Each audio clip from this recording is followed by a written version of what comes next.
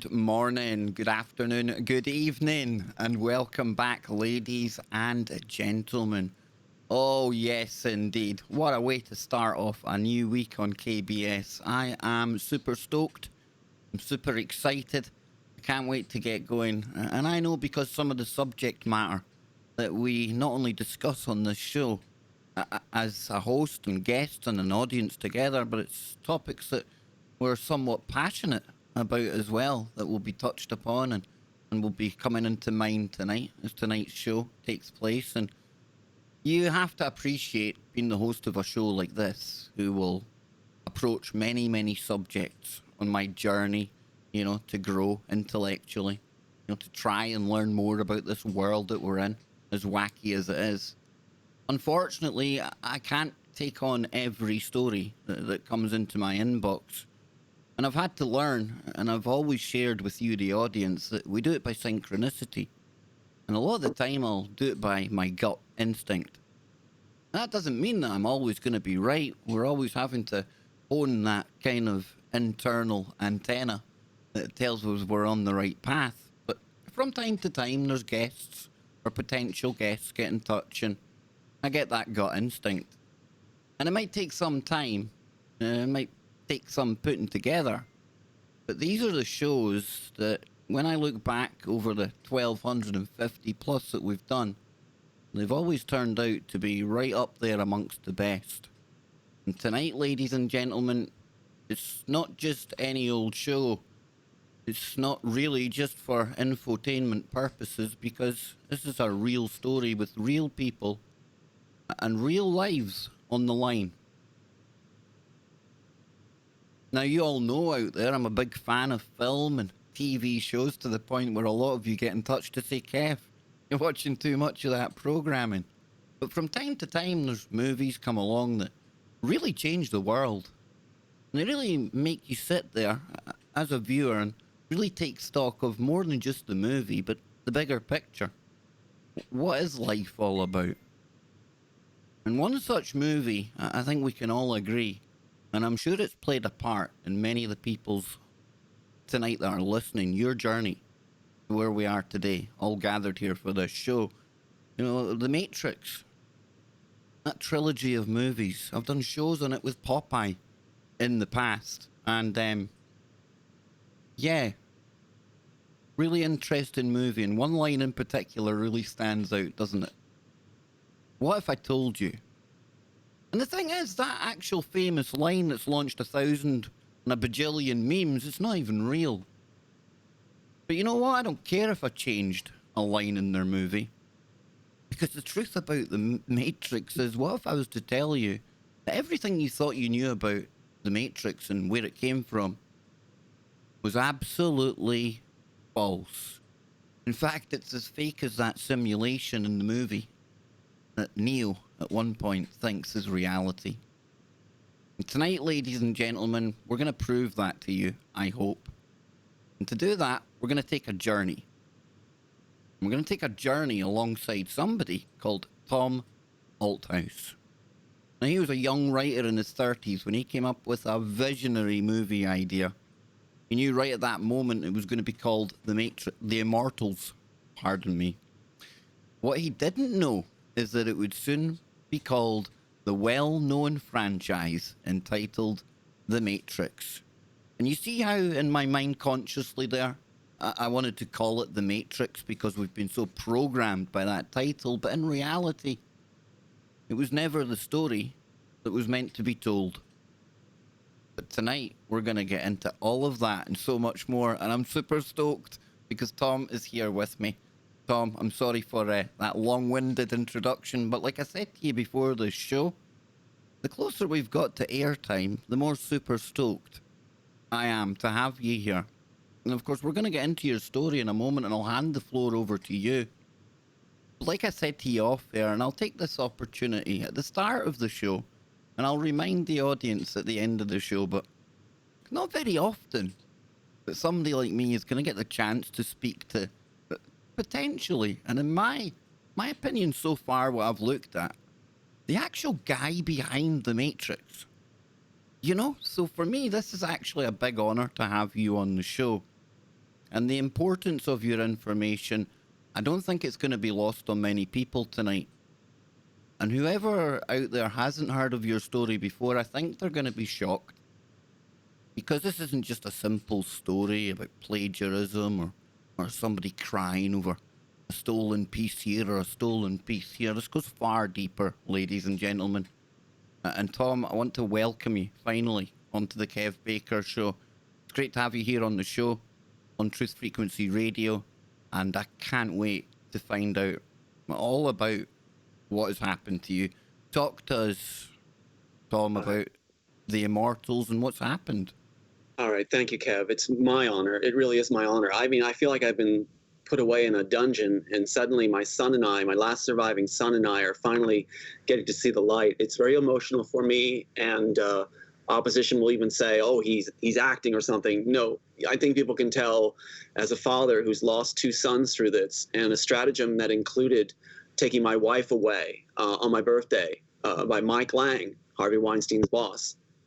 These things, I think, will become pretty clear to people that there's a lot at stake, and the higher the numbers of the monetary value of a piece, Hollywood doesn't look at it so much as what it might do philosophically or change the landscape of thinking in people or enrich their lives. They look at the monetary value and how it can increase their status and also their power.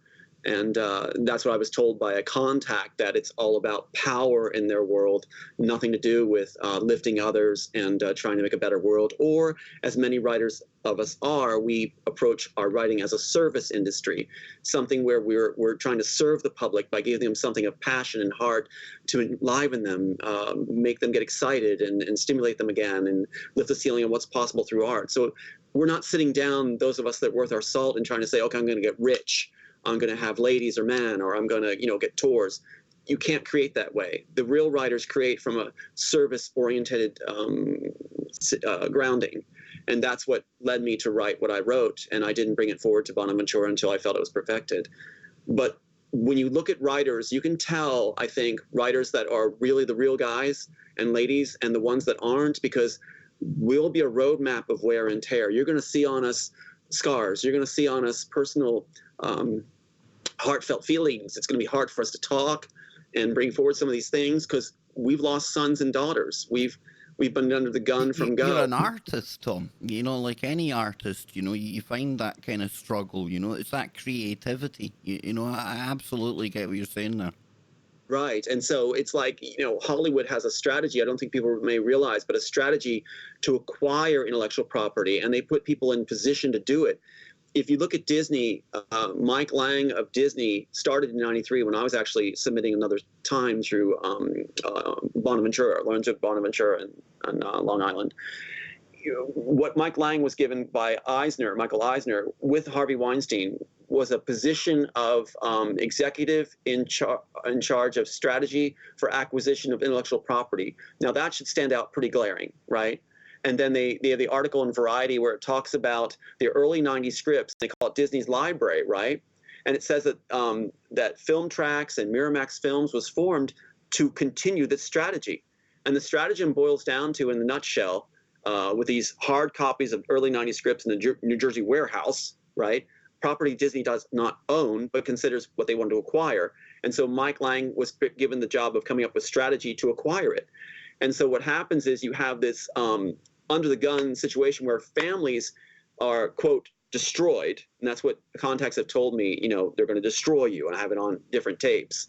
And that strategy includes things such as killing your sons, murdering your sons, and letting you know they were murdered. It also includes taking your wife to bed. We have an email from Mike Lang, from Southern California, Mike Lang, Z at Zion, to my wife on my birthday, when this is long into this whole affair after this case was actually thrown first by provided attorneys. And this email says, Becca, my wife's name at the time, Becca, move in with me for 60 days, right? We have that email. And the response is a blushing, smiling icon saying, very nice, and my son lost his mom. And it's interesting that it happened on my birthday. They like to use birthdays or special events or holidays to do these for maximum effect, and it's all explained to us. What's interesting, too, is in that email that we have, which was struck from our devices, but thank goodness we had it on external drive, right, and distributed it now. So they really wanted to get rid of that. But on it, it shows a picture of the shaving kit on a bed, his bed, and this multi-million-dollar property, Langs on Howard in Spokane, Washington, which is called the Playground of Hollywood. That's how crazy this gets, like you're in a B movie. They're putting you in their own movie, basically. And so that's what happened to my family. My sons are murdered, and I'm to be told that they are murdered. My last son, Aiden, who's done a tribute video, I think you saw, Kev, and that tribute video is done so well, and yet he doesn't even get credit for that. They have these people that are paid off basically to go around saying, oh, he didn't make it. Well, don't take the credit away from my son when he's doing a tribute to the brothers he's lost, and and you've taken from me. Don't also take from him, please.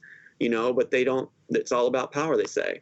So here's my son rising up, and he's the last one I have, and I'm told on a recorded call again. I record these type calls from contacts where it said, we know you're concerned for your son's safety. That's why I have one last living son, because it's supposed to be a leverage card to keep me from coming forward and doing shows like this. But Aiden and I talked it over, and we decided, and my mom too, I said, we're going forward. This cannot happen to other families. It just can't.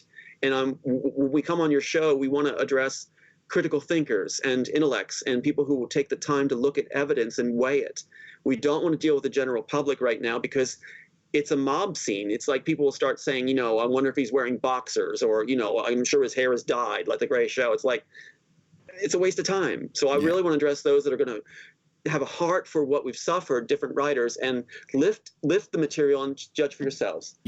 Tom, this is why this show is really quite close to my heart, because there's some shows that they really do have real life ramifications and things, and that's why, when we were talking initially, and I was blatantly honest with you before, we came on air, I had a healthy skepticism that you were the man behind the Matrix. I never heard of you, but that gut feeling was there, and I don't ever really dive too far into the guest that's coming on, the previous shows that they've done. The reason being, I don't want that to be a repeat of what people may have heard in the past, and I want it to stand alone because it's really important.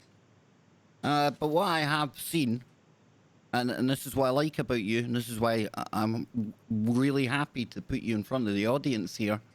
You've got the evidence. You're not just somebody making claims. You've got documents, and like you say, with birthdays, and you're talking to an audience that know that numerology has power, and that Hollywood is literally, you're dealing with magic there, and things are encoded, and so, I really am confident that by the time we finish today, the audience, the majority, will certainly be with you. Maybe some won't, but like I said to you as well before we came on air, I personally think you're doing the right thing by being public about it. Thank you. The strategies, thank you for saying that. The strategies that are employed are long-term strategies. This has gone on 33 years. And what has happened is recently they tried to put a 302 on me, which I didn't even know what that was before. But anybody in our country, the US of A, can be hauled off in the middle of the night. Corrupt police officials, with officials having them in their pocket, can come to your door, bang on your door, pull you away without causation, without any causing factor. Just pull you away from your family, take you to a crisis center. And they're saying that, in my case, they had Secret Service actually there. This is like a week and a half ago or so. This happened. So they don't stop. And so the idea was shut you away with a criminally insane, right? And it's like you had a murder-suicide pact to kill your son who has just done a tribute, and your mom and dad who you caretake. This is how far they go. And if anybody looks at my writings online through Goodreads or things like this, you're going to see everything's about lifting people, bringing people together, like the Matrix theme itself, gathering a remnant of people who have compassion and expertise in their fields, that cross disciplines can work together to make a difference in our world and advance humanity where every life is valued. So I'm like the least likely candidate for a mass murder plot, but they can use that, incite it with their own people backing it. And it's horrible, and they can lock you in. They're saying, the Secret Service, 2 of them were outside the holding area, right? No causation for this. And my poor mom was there too, and it's like, my son's going to school thinking, I'm not going to see my dad again, right? After all we've been through and the murder of the sons and everything else.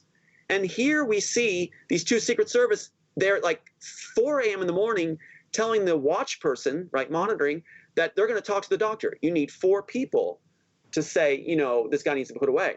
They had 3 already in the pocket, no recourse there. And the last one they're going to talk to.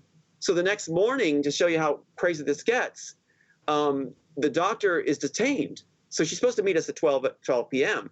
Instead, 3 hours later, she meets us, harried, hair disheveled, with a whole stack of accusations, allegations on this ream. And she goes, "You're not going to get out of here," right? That's what she said, Kev. And my mom's brokenhearted. I'm going like, oh my God, this is the way in our country. You can shut you away just like a Guantanamo Bay, no recourse at all, and get rid of writers, right? Yep. And have where you can have a leverage to get their stuff. And it was explained to me exactly how this was going to work, right? And so what happens is the doctor is saying, why would they do this to you? And that's the last statement after saying you're not getting out of here.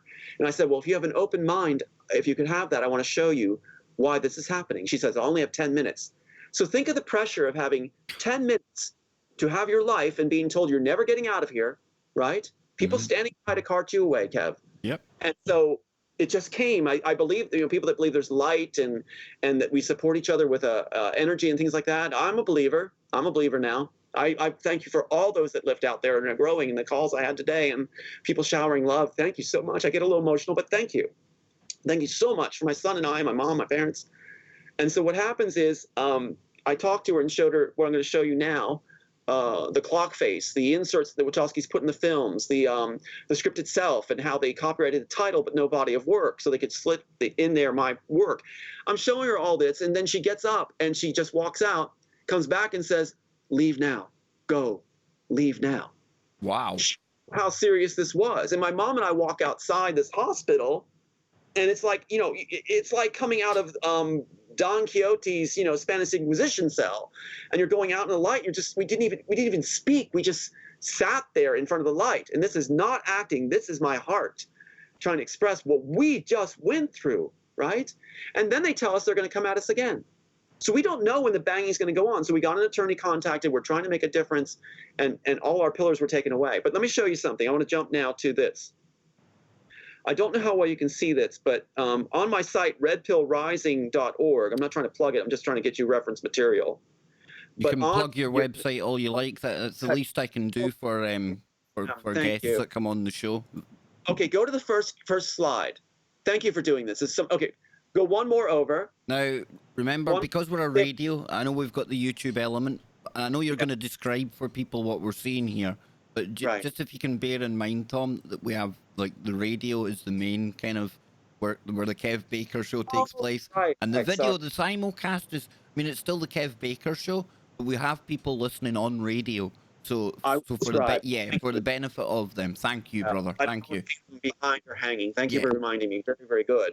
Well, if you're on radio, what we're looking at is we're looking at a graphic, and it can be looked at also if you go to redpillrising.org. You'll see the slides and stuff. All our sites were struck, and I can explain later how. And now we have our own site up, finally, that we have control and autonomy of. So what you're going to see on this slide, I'll describe for you. The Wachowskis say this is the first graphic ever entered in the Matrix. You're seeing a rap sheet basically on Neo, right? It's the first graphic made, so it's going to be the most important one to them. Now, fans of the Matrix, or even fans of the Wachowskis, if that's possible, they are pointing this out as they say that everything in the Matrix is by their doing only. And even in the divorce hearing with Larry and Thea Bloom, the testimony is that every cell in the Matrix is under their guise, their direction only, equally between Larry and Andy. I don't know their female names now. And the thing is, with a movie like this, you know, that there's going to be so many, probably millions of people that are steeped in what they think is the lore of the Matrix, you know? Right. Well, you just brought me to something really important. The question that rises is, why would the Wachowskis put personal information from the author, especially in the first graphic entered and first scene shot? Why would they do that? And it's like they say they'd be crazy to. And even Sophia Stewart said they'd be crazy to. She calls me a lot and tries to harass. The thing is that what I was told by the insider that pointed this out to me, because I would never have seen this, Kev, an audience. I would never have seen this unless it was pointed out to me. Because keep in mind, you see the corner. You can if you're on radio, but there's a corner of a page being turned. That's how fast this is. A split second. It's turning as the graphic shows it. So this is Susanna Bolgen, the graphic designer, said in an article that we have that anything in for a split second is for the, thank you, that clears it up, a split second for the Wachowski's eyes only to keep the project interesting, right? It's not their work, so it has to be kept interesting. So what she says too is that they stack entries, multiple entries, to get by the Warner Brothers clearance department. See, the clearance department is to make sure that there's no even semblance of similarity, even in a name Smith, John Smith, nothing. So everything starts to get turned around, so that, and that's why the Wachowskis say through Susanna Bolgen that they stack the entries. Now let's look at the stacked entries, and I'll point out for radio listeners, and thanks, Kevin, for pointing that out. You're going to see a sheet here, and you'll see Thomas A. Anderson, okay? Well, keep in mind that Neo has two names. This is unusual for a lead character, right? And it was pointed out to me recently by one of my people who are helping me with all this stuff, getting information together, that Thomas A is only mentioned once in the screenplay, or in the actual movies, once. So it's really there for me to slap my face. And that's what the context said. This is to slap your face. They hate you. They don't understand your work. It's in layers they don't comprehend. Therefore, they despise you, so they want to feel more clever than you. That is why these entries are here, right? They don't expect anybody to see it. And keep in mind that when these films came out, we were using video, right? So you try to freeze frame a split second on video. It's not going to happen. And you know, the power of subliminals, you're so right. Things that are just there 1 second, gone the next, are sometimes the most important part of a movie, even if we consciously have no idea we watched it. And the revelation of the method, and basically to let somebody know that they've been scammed. Absolutely, this ties in with the kind of attitude that I would, and this behavior I've seen and heard about in Hollywood. Me personally, yeah. Well said, Kev. I'm so glad you're there. I'm so glad you're here. Thank you for doing this, first of all. Thank you so much. For my son's life and for mine. Thank you. That's all I have left now. Brother, don't thank me. This is your story, man. We'll go on. But the thing is, keep in mind that they said, again, this was the first graphic shot. Everything on here has a meaning. They're not going to let the audiences know. Fans of The Matrix will know that. Now, can you slide back to the one before, Kev? Absolutely. Okay, here we go. Now, this is the actual screenshot. Those on radio, we're seeing a screenshot. It's kind of green, matrixy green, and it's lifted from the actual movie. Again, we see the page being turned. Now, you see an entry, Thomas A. Anderson. Now, we know that the name of the main character is Neo, but why the second name? Well, here you go, obviously. Thomas A. is my name. Anderson is my Scottish clan name. We're from the Anderson clan. So there you go. So you're coming home tonight. You see, you're coming home to Scotland. I'm over here in Glasgow. You see that there's definitely, this had to happen, this show, Tom. I don't have my kilt or my kit, but, you know. That's all right. That's all right. I'm a Scotsman, and I only hire a kilt. We don't actually have them. We just hire them. Don't tell anyone. Okay, all right. Well, secret safe. But then we look at the next entry. I love it. The next entry. Now, here's one of the most telling ones of all, right?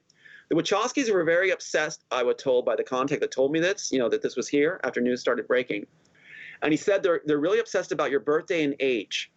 Apparently that's supposed to slap my face too, that ego people in Hollywood are obsessed about their age, you know, may not get women or something, whatever. I don't care. My age, I don't give a trash about it. But the thing is that apparently it's a big extra slap face for them. So they have July. And it's very relevant to you, and it's a very relevant thing to the person it's aimed at. Yeah, I guess. Yeah.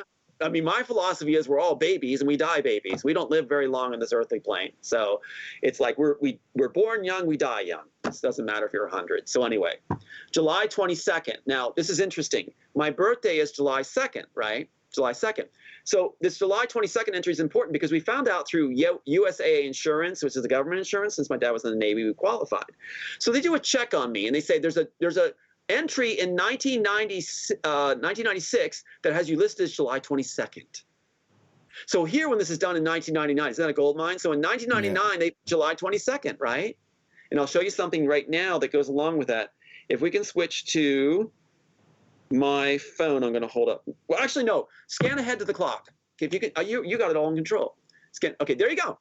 This is from the Animatrix in 2003, and you'll notice they get it right now. 7's July. 2, July 2nd, not 22nd. And 1 before the 60 is 59. July 2nd, 59, my birthday. Exactly. And Kev, do you know what the odds are of winning the lottery like this? especially when you have a clearance department that would make sure that the author they took from is not going to put their birthday on there? What are the odds? Mathematically, what's the equation? And the people that would say it's just a coincidence, come on. The clock hands are usually 10 after 10 smiling in the industry. We have problems with coincidences on this show, but we're on the break. We're going to be right back. Don't go anywhere, folks. I think right now we might be listening to the actual guy behind, not the Matrix. It was called something else, and we'll be learning more about that after the break. Don't go anywhere. Now, Tom, we're still here on YouTube. I want to thank all the YouTube audience out there. And, you know, when we come back, because a lot of this has been kind of rapid, hard hitting. I mean, I want to get, how did you first, I mean, you may have said it in that opening segment there, but when did it kind of dawn on you that you had been absolutely, when was the first inkling that they had taken what you had made and this thing was going to be made off the back of it? Well, that's a really good question, and I get grilled sometimes on this one by their And attorney. I'll probably ask you when we come back after the break, so don't elaborate too much, but just so I forewarn you, you know. Well, that's a funny thing you're going to find out. The strategy also included providing me my own wife, Rebecca Northcutt, who was from Modesto, California, and came to me and pretended to be this pristine, prudish. She even said, "I'm a real prude. I have no experience in life. I'm just, just as clandestine, Turns out she has a criminal record for prostitution from Modesto, California, and that her landlord was the attorney they provided me to throw the case. So she didn't tell me all that. So I went through this person like Total Recall, being in the home, having all these lovers coming through. And then after she left for Mike Lang on my birthday, right after the case is thrown, she then tells me on the phone, I said, like, well, you had sex? Yeah, you said you had sex with all these different guys. She says, no, it's just a connection. So just a connection? And actually recorded this. I said, like, okay, no, you said it was sex. She goes, it was just sex, just a connection. And then I said this, Kev, I said, well, how many connections did you have during our marriage? And she goes, very straightforward. She goes like this, does it matter? Like, wow, good. Yeah. Now, again, man, this story, I mean, we're laughing and we're joking, but there's a tragically fatal kind of side to this as well, and we're going to get into that as well, folks. And, don't rush to judgment on anyone. And, tonight we've got Tom here, and he's telling us his story. Now, just because, in my opinion, what Tom is telling me, I'm actually, quite confident. Doesn't mean I'm telling you to believe that. But at the same time, the way we roll on here is we try not to rush to judgment. And if you hear the story and at the end of it, you think, nah, that's okay. It's okay. Tom's not here. And this is a really important thing for the YouTube element. At the end of this show, there's no GoFundMe campaign. There's no begging for money to help Tom do the next thing or anything else like that. This is a real story. This is not a LARP that we've become used to. It's not the kind of infotainment kind of material that's become so abundant nowadays. This is like real stuff. And again, like I say, I just ask the audience to roll the way we try to roll on here. And it's something I've learned to do over time, is keep an open mind and just listen to the information. Let the guy talk, let the guy explain to you what's happened. And I'm telling you, by the end of it, dang. It's definitely going to make people look at this in a whole different way, and so timely, because we're on the cusp of a new Matrix movie coming out, right? That's right. That's why this is all happening at accelerated rate. Yeah. That's pulling me out, and the threats and everything else, the cars pulling up, the break-ins, everything's happening now at accelerated rate, just so rapidly. Now, we're going to go back to the network in just a moment. Sorry to cut you off there. So I'm going to connect that now. Here we go. Okay. Welcome back, ladies and gentlemen. So glad you're able to join myself and Tom Althouse here on the show today. And Tom Althouse, not one of our more, household names we've had on the show, right? Should be, though. Well, why should he be? Who is this guy? I hear you saying, if you've just tuned in, well, what if I told you Hollywood stole the Matrix? Only it wasn't called the Matrix to begin with. And this guy here, sitting with me, Tom, claims to be the man. The genius, in my opinion, who came up with this idea. This movie that really did move so many people, myself included, to question just what is all of this all about. And like I was saying during the break, ask the audience to keep an open mind, listen to Tom's story. And yeah, by the end of it, I provide, Tom provides, only you can decide. And let's get back into this, Tom. Tom's All right. website is redpillrising.org. I urge you all to head on over there. There's a really brilliantly put together video called A Father's Journey. And yeah, I urge you to take the time to watch that, folks. It's quite moving. As will be tonight's show at parts as well. And Tom's already become emotional almost a couple of times, and that's understandable because we're real people.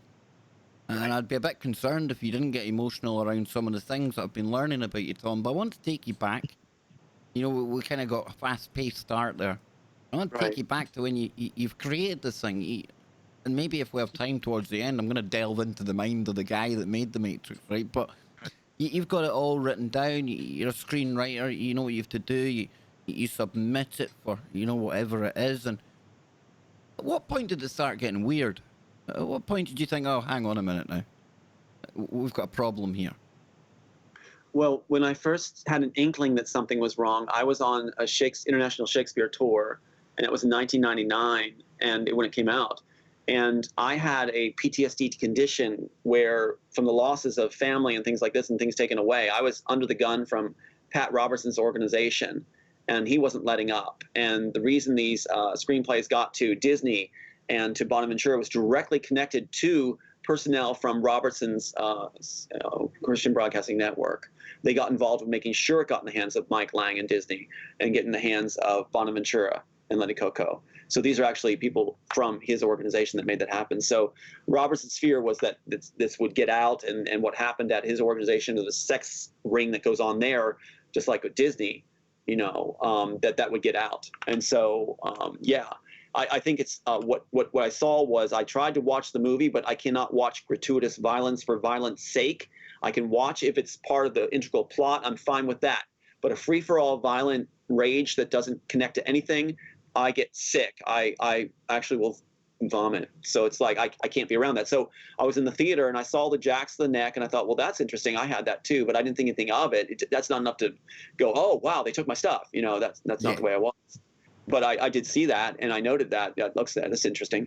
And then I couldn't watch the whole thing through because it just got nausea, complete nausea attack. So I waited out in the lobby with my tour mates watching it, and that was that. The only other time afterwards then I was clued in was when I was with Rebecca Northcutt, who I think we've established she was provided by the main players in Hollywood. She had a criminal record for prostitution, I'm told, by a contact attorney, and Modesto, California. And just to add to that, sorry to interrupt you, Tom, but you know, think of everything we've learned about the Nexium cult and everything else, folks, and the circles that are there and the things that go on. That's why, you know, pieces do start to fit with Tom's story, big time. For any Matrix fan out there, wouldn't you like to know what it was meant to be? As good as we all think it was? Wouldn't you like to know what that movie was meant to be truly like, Tom? Again, man, wasn't the Matrix, so it was the Immortals, right? Right. I want to hold it up right now. I think you just led right into it. So I'm going to say here is, thanks to the director of the Copyright Office and the specialist of the Copyright Office, they provided this. And you see the gold seal and everything? Yeah. Now, what's funny is the naysayers are saying, look at that date. It says 2017, right? Yep. Well, that's when they sent it to me, the copy. That's the cover letter date. So they're making a big deal of that. That's not the date this is issued by them.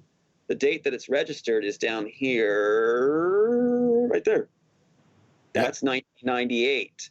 So this was one of my later versions in 1998. This is actually what was on set held by the Wachowskis when they shot Matrix.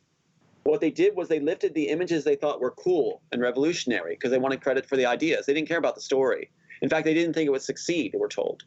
So what they did was they lifted all the images they thought were cool. And in here, you're going to see everything from Field of Pods to the train station scene right here, right there. Train station scene, right? Yeah. All stuff is in here. I'm not doing it very good. It's actually online on Red Pill Rising, but I'm not doing very well holding it up. But anyway, what's really interesting is the liquid mirrors liquid mirrors are actually security devices at the train station. If you take the red pill and are in the program, you can pass through the liquid mirrors. That's how my Thomas A. or Neo gets trapped between worlds, and they need a trinity to get him out, which I call a biblical name, Remnant, right? Monique and Remnant. So all this is images they're lifting, and like the field of pods they think is cool. That's right here, you know, with people writhing one at a time in fluid and blood and things like this. There's the field of pods. Not doing a good job holding this up right now, but the field of pods. And so what you got is all these images are lifted. They page through it, lift them up, and make a visual storyboard. Fans of The Matrix know that. It's a 600-page, I think, visual storyboard, right? On set, their attorneys actually told me off record, on set was this screenplay in one hand. Yep. And that's why they had a 20-foot rule. You're not supposed to be within 20 feet of the Wachowskis, right? And then that's why all the graphics of my information, you know, birthday, high school, all that's in there. And in the first graphic they shot. And then you have the visual storyboard in the other. And what's really telling is there's many things that are very telling about this. But let me first answer your question, because I just diverted. No, it's okay, Tom. Just all you. Go for it, brother. Wherever you need to go.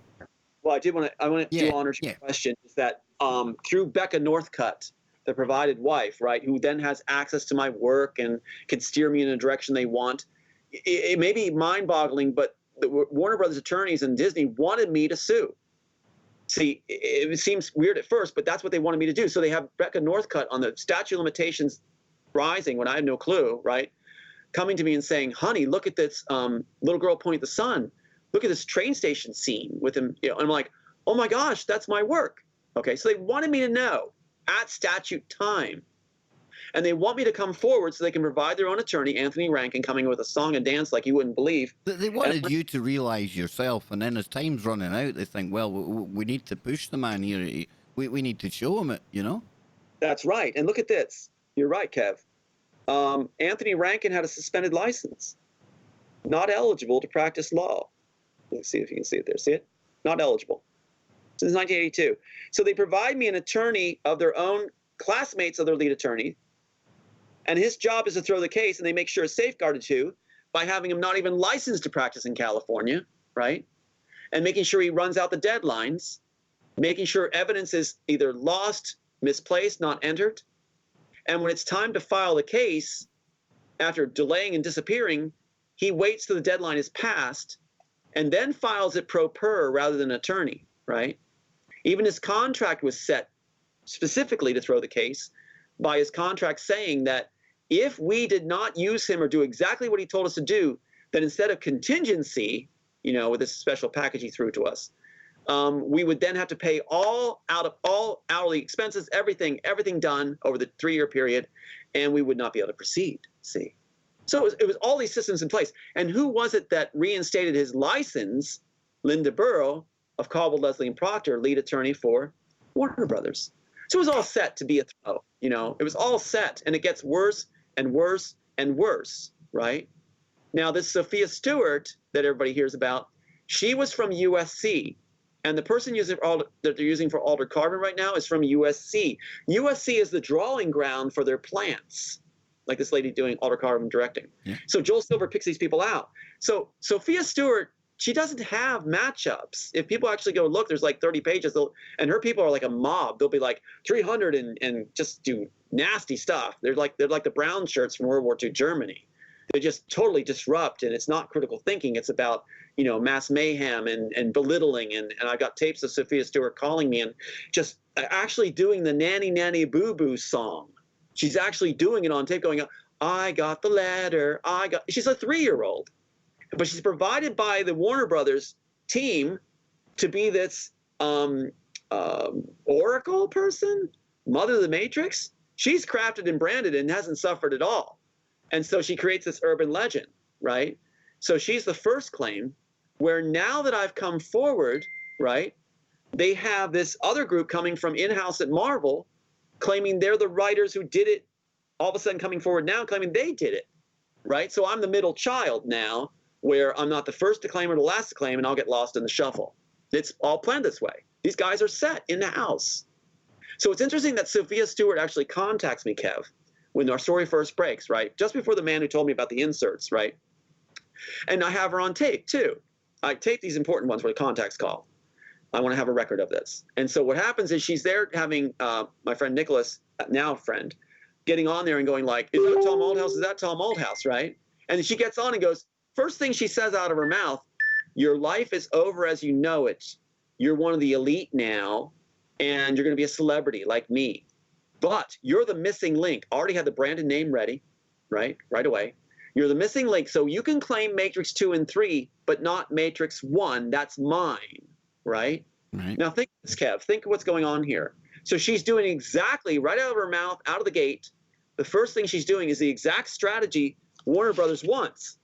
Because that strategy, which even is in the deposition files, provided by Rankin, you know, with the suspended license and everything, is not to claim Matrix 1. This is how my case is thrown. Like people say, you lost, get over it. No, we never had our day in court because it was all strategized like the art of war for us to lose from the beginning. Now, is this the same court that there's a BBC article from 2014 talks about Matrix? Yeah. Where they threw my case. Yeah. They had it. They didn't take a chance. It was the art of war, right? They just throw it. So here's what they do. The argument, since, you know, we have 190 matchups. If you look at our work, there's 190 matchups, and it's all tabs, see all those tabs here? Now, that's really important. This is one of the bits that really got me as well. It's the abundance of these... the bits that have been cherry... I mean, to explain it to the audience that don't have the screenwriting movie background, Tom, I mean, they've literally lifted... verbatim. How many items? Yeah, 190. Anything they thought was cool and revolutionary, right, which I took all that time to perfect and bring forward in the pitch to Bonaventura, which he said is revolutionary, you know, so maybe revolutions is part of a slap in my face too. And let's face it, that movie, you know, it did go on, and it has, but I've seen people in the chat room saying, you know, that movie did play a big part in my waking up, my journey, and it was revolutionary. But see, the spine's broken. They lifted the images they thought were cool, and I'm supposed to disappear. Yep. Like that clock face you saw with the red hand on the floor, that means assassinate. And that's what the guy told me from the inside. So I have a black hands on 7/2/59, my exact birthday, and then the red hand is 4 past the 4. I was 44 in 2003, right? And so what they're doing then is, too, a red hand on the 4 means you take him out. So the Wachowskis are saying, get rid of this guy. I don't want to look over my shoulder. And the guy who called me from the inside to tell me about these inserts here, like that split-second entry with the first graphic, I would never have known about that. I wouldn't go searching for something like that. I'd be clueless. There's another bit, I think it fits here. Maybe it doesn't, but I think it's important for the audience as well. You know, we're hearing about, we don't need to be convinced that legal systems are corrupt, right? Shenanigans go on. However, you know, you see everything lining up almost like the system. Right. Fully turning against you, or maybe it'd be fairer to say, Tom, a brotherhood, because you openly admit that you've been in the Masons yourself, and like me, I kind of laugh and roll my eyes when people think that you're up to third-degree Masons. You're ordinary Joe Blogs in the street who's in the lodge, who's there for nothing more than maybe getting a leg up the ladder or a bit of networking and socializing. These people don't have that overarching conspiracy to rule the world or pull levers. But that said, when you go up through the lodges and the degrees, then you do find there's a network, there is a brotherhood, and that can explain how a legal system seems so obviously there's leaning against somebody. A lot of power behind that. One of the stories we have in the Masons that was shared with me was that there was a commandant of a Nazi concentration camp, and a Jewish man gave the, you know, bear paw shake or something, you know, and he made sure he was freed. You know, a lot of power that put them first. And so when I was recruited, but by CIA operatives. Lauren Holberg was a CIA operative, and this guy named Paul were CIA operatives. They made no bones about that. But they said that I was being brought in because, you know, it'll be good for you, you know, to meet people, and it's really just to get together and you know, share, and you take care of your family. We look out for each other. So they never said anything about covert stuff or you know, we're going to lead a satanic rule. No. Or, you know, wear an eye on your head. Nothing like that. It was simply. I want to butt in just one more time because this is important. Right. We done a show with Tiffany Jenks. I believe that's her name if I remember rightly now. I couldn't remember it before the show, but screenwriter. And the alphabet agencies, the CIA, Pentagon, that came up in the conversation.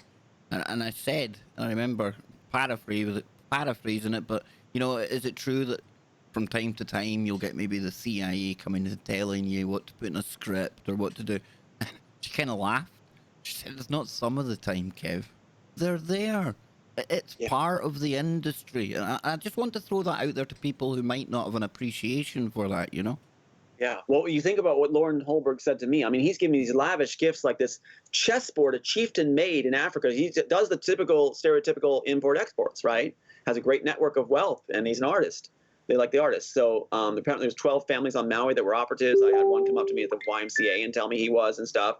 And what's interesting is Lauren said to me specifically, Tom, your life is over as you know it. You're one of the Brotherhood now. You're one of the elite. But don't try to make a difference, you know? And I was like, I didn't catch on to that at first. I was like, my response was, you know, Lauren, well, I think I can make a difference through my work. That's the wrong answer to them. That's the wrong answer. You're supposed to just become part of that 1% and then take your laurels and gifts and trophy wives or whatever they do, and you're on your way. Talking about Hollywood, right? Yeah. And here's the point I want to raise too that just came to me. Why would Dino De Laurentiis, for those that are fans of The Matrix and the Wachowski story, why would Dino De Laurentiis wine and dine the Wachowskis and promise them fame, women, riches?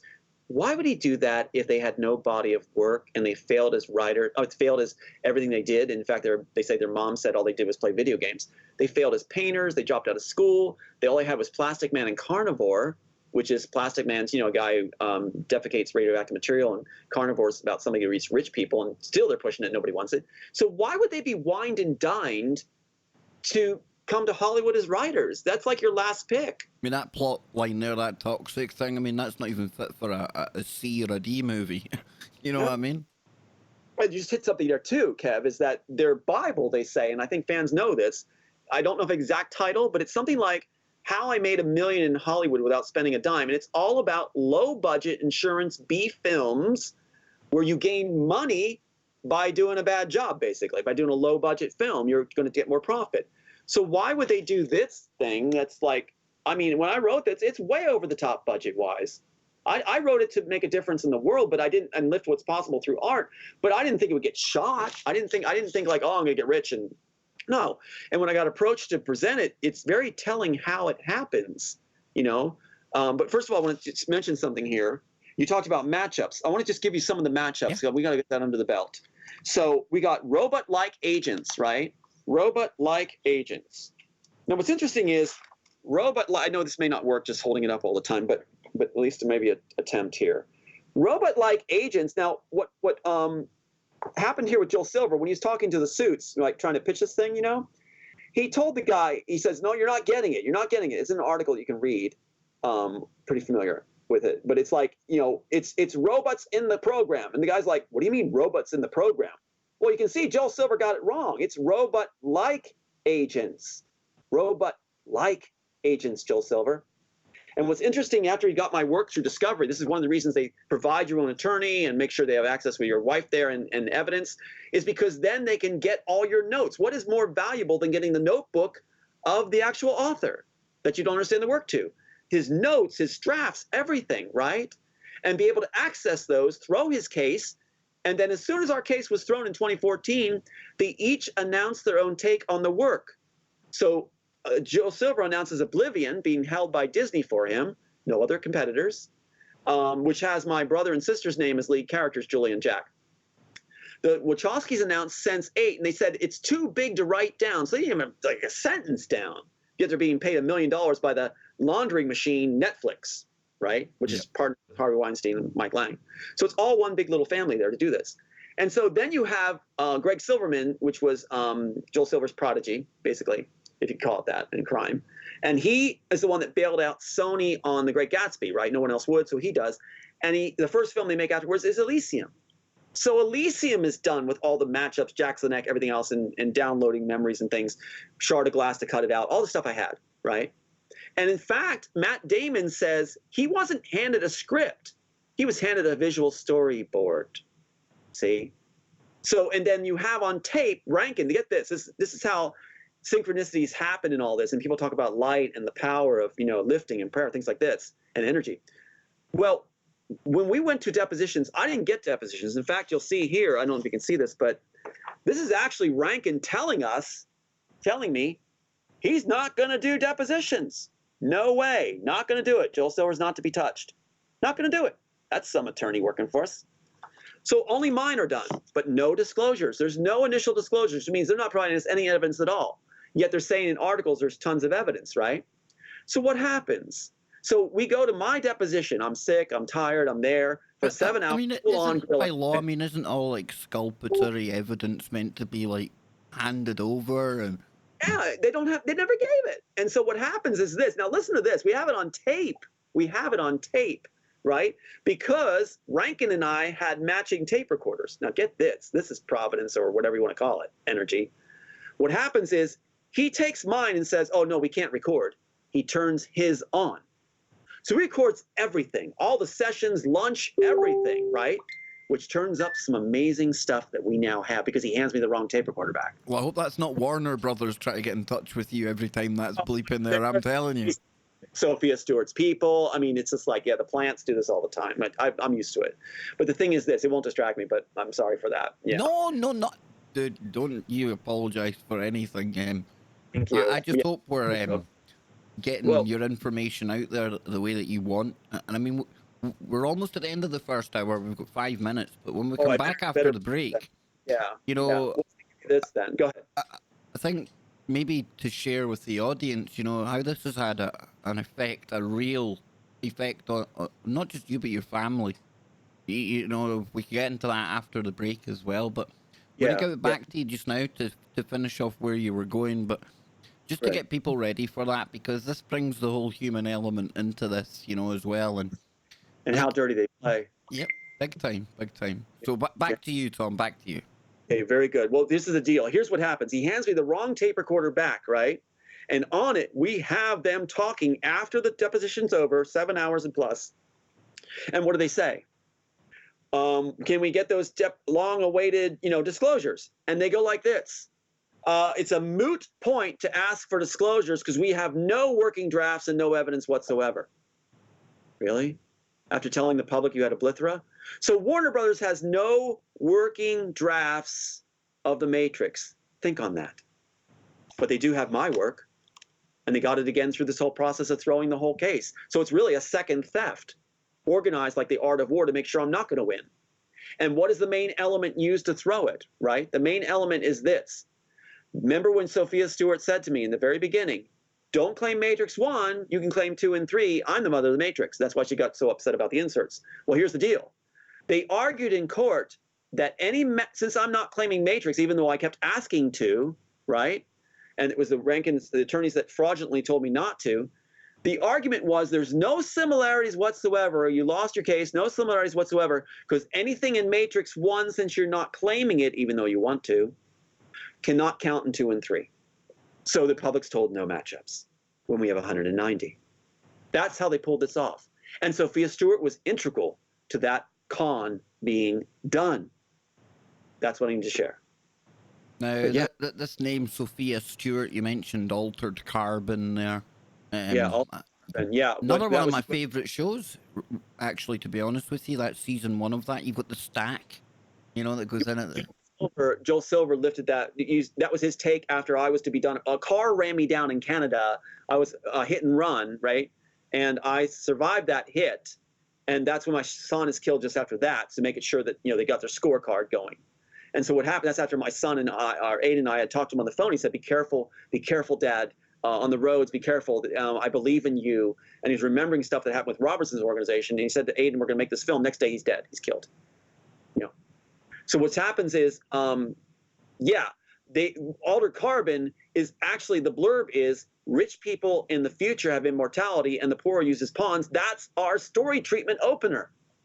The rich have immortality, the poor is used. And then they go on to say it's the greatest sci-fi concept in the history of sci-fi and the closest thing to Matrix. They just said there's no things between us and Matrix.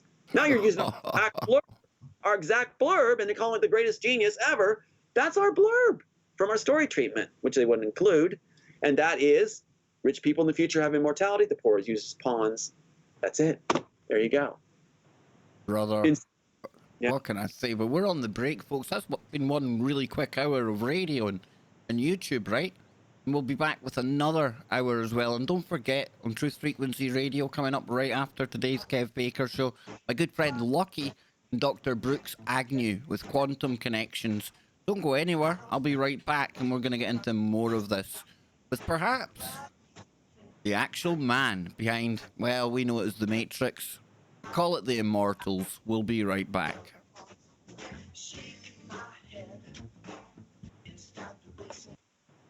Now, Tom, we're still on YouTube again, but I'm going to play a little bit of music for a couple of minutes. That'll let you go and get a drink of water. I'll go and get another drink as well. We can reset, and then we'll come back in 3 minutes.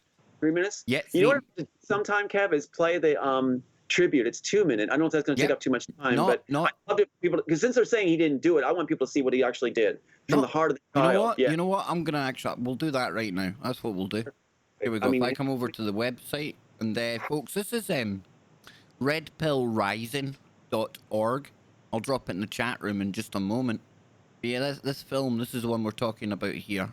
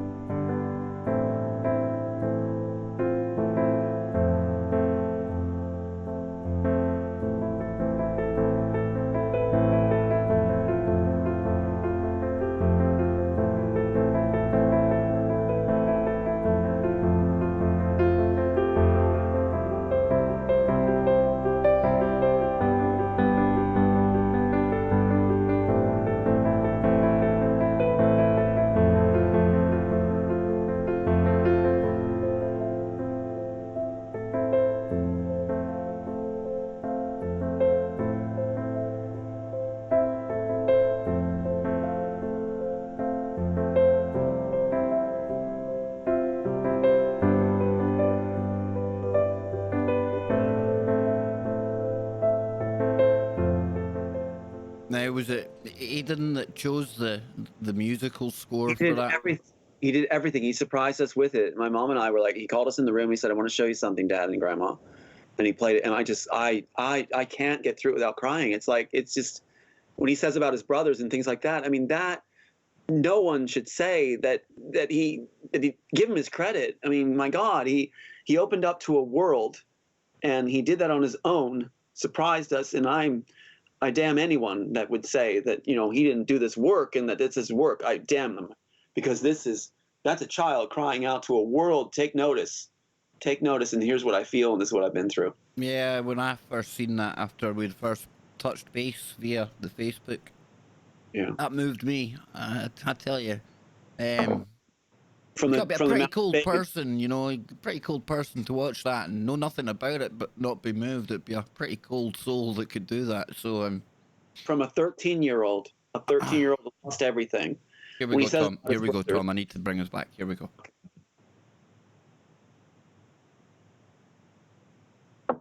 Welcome back, ladies and gentlemen, to the Kev Baker Show. If you're just joining us for hour number 2, so pleased you can be here. And to everyone else that's hung with us through the first hour, we've still got an hour to go before we hand off to Lockie and Dr. Brooks Agnew. You don't want to miss that. Quantum Connections on the way right here on tfrlive.com. And if I can just take the opportunity to give a shout out to Graham, my actor friend down in England. He's feeling a bit under the weather. Hope you get well soon, brother. I hope you're enjoying the show. And again, your big break is just around the corner. I had the gut feeling on that one. It's coming, right? So tonight we're joined by Tom Althouse. And that name isn't a household name, but perhaps it should be. Because we all know his work by the name The Matrix. Only it was never called The Matrix, and it was never quite meant to be the way that we all remember it and love it. You know, number 4 coming out soon. And if, you know, I am sitting here talking to the man that created The Matrix, that's a huge honor to me. And I wouldn't bring just anyone onto the show, folks. And that doesn't say that I'm always 100% right. But I think so far, with the evidence being shown as well, and I get it, some of it just quickly on the screen, but you go to the website, there's images of what Tom's been talking about here. The court cases are all documented. There's a paper trail. You try and fit it into what we know about Hollywood as well. And you know what? There's a good chance I am talking to the guy, not behind the Matrix, behind the Immortals. Now I'd love to sit here and pick the brain of this guy. The guy that came up with that idea, that concept, something that is spun off, I would say, easily hundreds of hours of thought and imagination in my mind, and I'm sure all of yours out there as well. And I'm sure if there's time towards the end, we can get into that. I'd love to know what inspired it. I'd love to know more about Tom's mind. But there's a real human element to all of what we've spoke about so far, and Tom has mentioned it from time to time. And I appreciate, as hard as this may be, Tom, but I think to add this kind of human element to it in more detail, my hope is we make it more impactful and make people think. And I know there's no way that this show is going to do anything for you or the people you've lost along the way or anything else.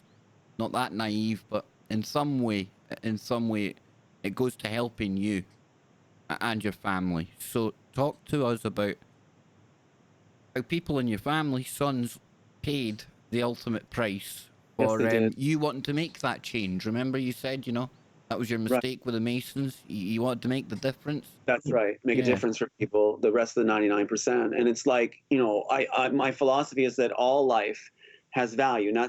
May sound trite and simple and corny, but I really do feel that. And I taught my sons that all life has value. And the only way we're going to succeed and evolve as a species is we value all life. And I mean all life.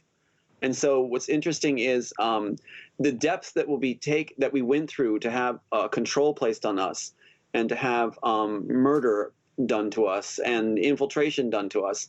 It's reached a point right now where we have a congressman who is actually a FBI operative from California.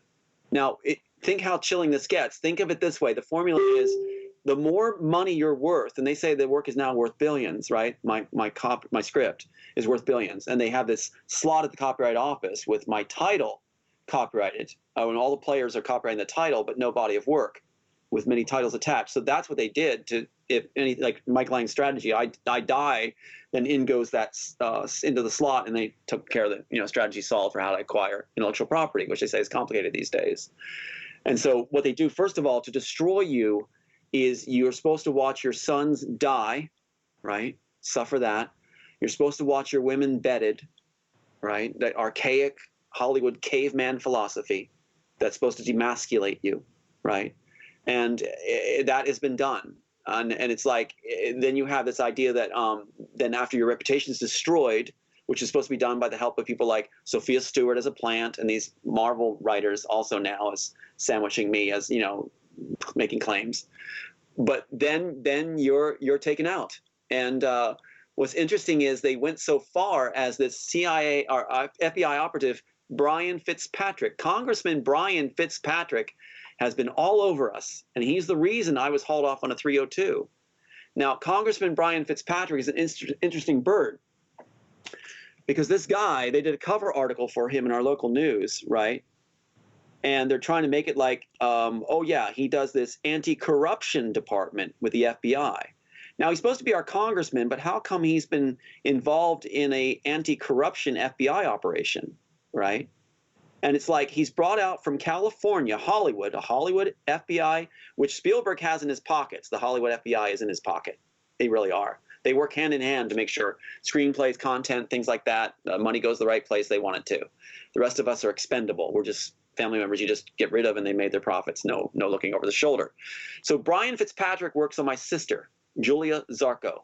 Julia Zarco is a school counselor at Rolling Meadows School here in my area, right? Just a school counselor, not even licensed.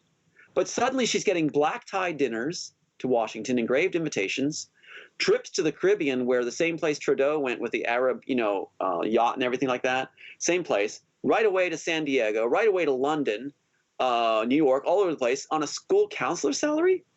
And that every day she's talking to Brian Fitzpatrick, the congressman, because she's giving him expert advice as a consultant on education, a school counselor. So what they've done is they infiltrate your family.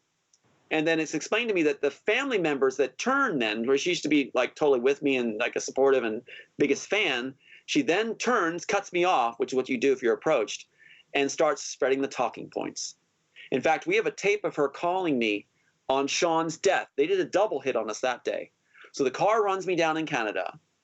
We talk to Sean on the phone, Aiden and I, both, and we say, be careful, Dad, be careful. Aiden, you and I will write this movie. I'm proud of you. Talks about what happened with Robinson's organization, right? And suddenly, the next day, he's killed. So what happens? The sister who's been pocketed by Brian Fitzpatrick, right, who works with Canadian government. So what happens is he has Julia contact me. And I haven't heard from her in 2 years. Part of the reason if you're get somebody on, taken in and turned or bought off, you have no contact, and then you're like a cell waiting for the right time. So she contacts me on the death of my son, and I hear this whispering in the background, right? And she's going like, Tom, you have to say, no condolences, you have to say you're angry. And I'm like, I hear bipolar, where'd that come from? And then suicidal. Now, think of this, Kev. Why is a sibling that's cut you off for two years, not even wishing you a happy birthday after being so close, calling and saying this on the death of your son? Wouldn't you think they would be doing condolences, right? So there's recordings going of her going like this. And then she starts going, if you don't say this, Tom, to me, then you're saying I don't matter. If you don't say it, we can't have a relationship. Well, Julie, we haven't even had a relationship for 2 years. And so finally, Kev, I say to her, Julie, if those are the conditions, I'm not. So if those are the conditions, you don't matter. I can't say that. So then she goes off and tells all these sources, Tom's badgering me, calling me all the time, saying he's suicidal. Now, why are they doing this?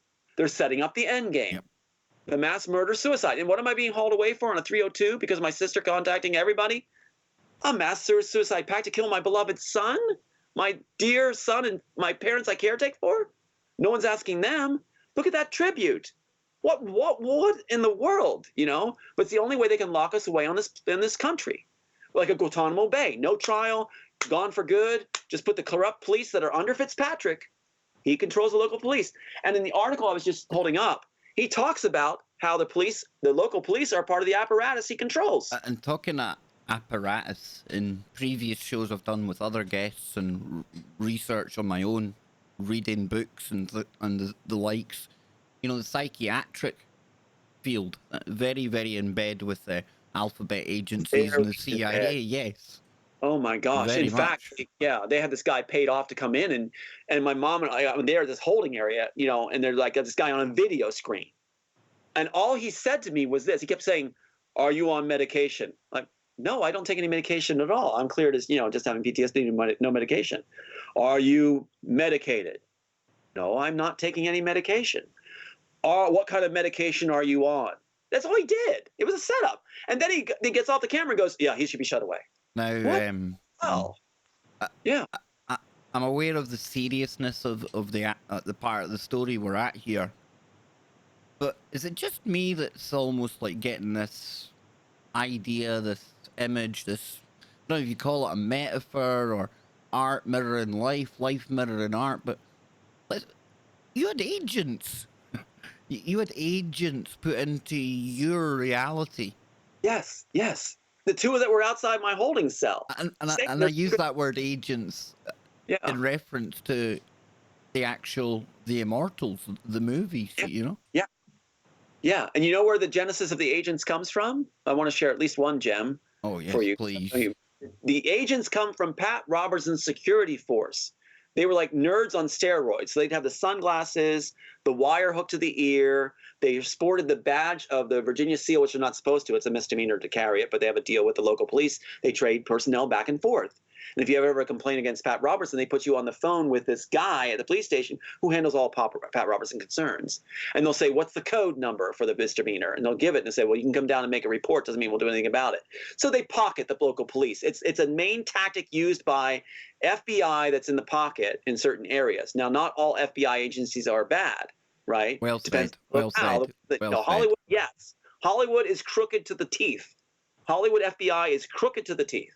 Right? They're in Spielberg's pocket. All right. And then later, if you ever want to hear it, I can tell you how Spielberg is. You know, even there's too much money in that one location. It's prime. You know, without you know. And the Academy Awards, they get judges get red carpet seats. Yeah, sure. It's easy enough to, and money like that's flowing around, folks. I mean, it doesn't stretch the imagination. FBI agents, they're human. You know, they've got families too, and you know, maybe some happily take money, and you never know. Some of them maybe get the kind of warnings that Tom here is describing. I don't know. One correction I need to make for people out there. I'm sorry to butt in, but I mentioned a name earlier on of a previous guest. I apologise, I got it wrong. Her actual name was Tiffany Fitzhenry.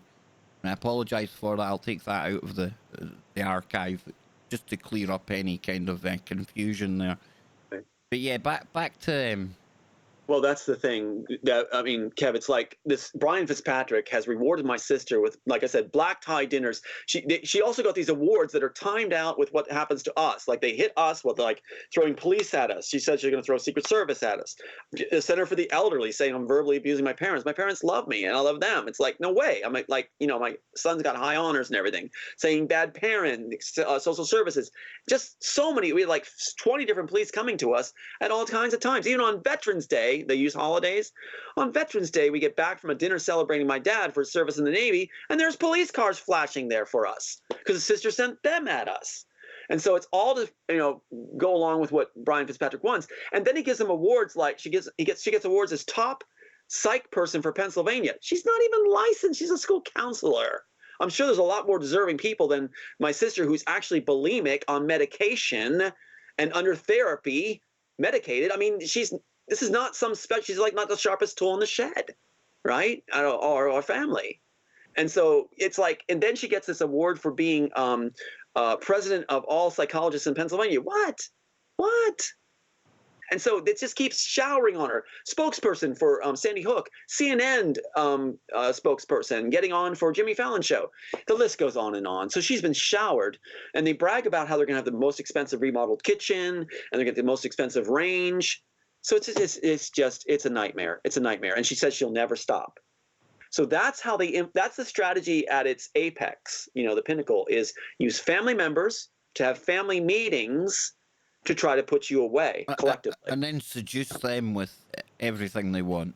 Power, fame, awards. Be it as unjustified as what you've just explained, Yeah. Go back to the Wachowskis being wined and dined by Dino Laurentiis. I want people who follow the Matrix story to think about that. Now, you'd be a better candidate, anybody listening, than the Wachowskis. They failed at everything they did. They say it. And in fact, after getting wined and dined by Dino Laurentiis, right, who it's interesting because you look at the copyright, look at this now. The one that wined and dined them is actually the one listed as on the copyright with them for Assassins, right? See that? Yep. This is from the Copyright Office.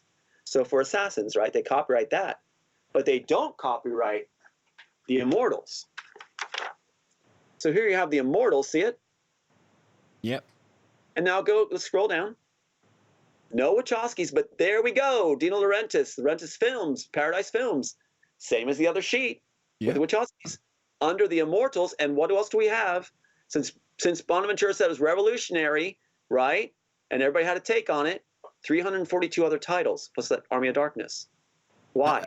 And Why yeah, do they- for people out there, I can confirm that what Tom has just said is very visible to be seen. Oh, So, thank you, Mr. yeah. Audience. I'm so sorry. I'm so No, sorry. no, it's just, But- so that people know that, you're not holding up just anything, Tom, You're right. I'm glad you're covering me for that. Thank you so much. Now, this entry is when I go to California. For radio listeners, I'm holding up a paper from the catalog of the Copyright Office itself. And it says Immortals, right?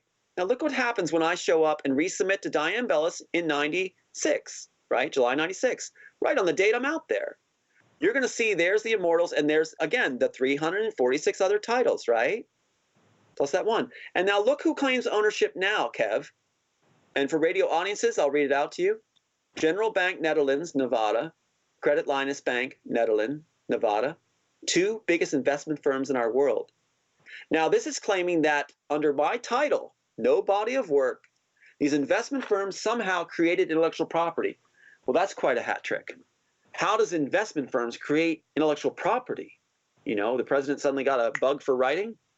And what's interesting is it's explained to me that anytime the Immortals is handed out to somebody who has a take on it to steal, because studios all had their own take on it, right? That's why when the case was thrown, there goes Oblivion for Jill Silver, Wachowski's do Sense8, right? And there goes, Warner Brothers doing Elysium. So you mentioned Sense8. There was a bit from Sense8 in your Immortals too. The whole genesis of Sense8, because in mine you have the downloaded memories being used by the Neo, accessing Smith's memories downloaded. He has to lose his own memories from his plug-in device. He has to get rid of that because it's been diseased by the architect. It used to find out where Zion is, right? Yep. And then he has to get rid of it and download after losing all his memories. And it's a muscle memory. It's gone now. He's been dependent on it. So that's gone, and he replaced it with Smith's memory chip, right?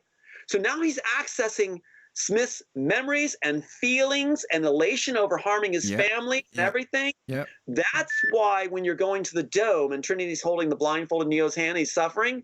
They don't show you what he's suffering from. In my script, you'll see what he's suffering from.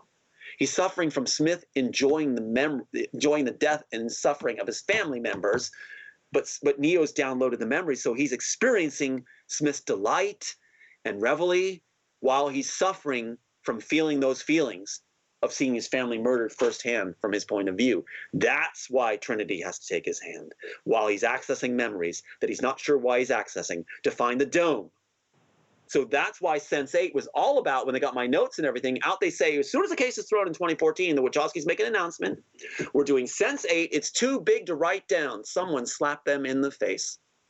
So you just got $1 million deal with Netflix on the inside, right? And keep in mind this, we just discovered Linda Burrow and the other parties that are involved in, Teresa Wayne, that are involved in others cover up on this and throwing our case, then moved over to be Netflix legal for the handoff.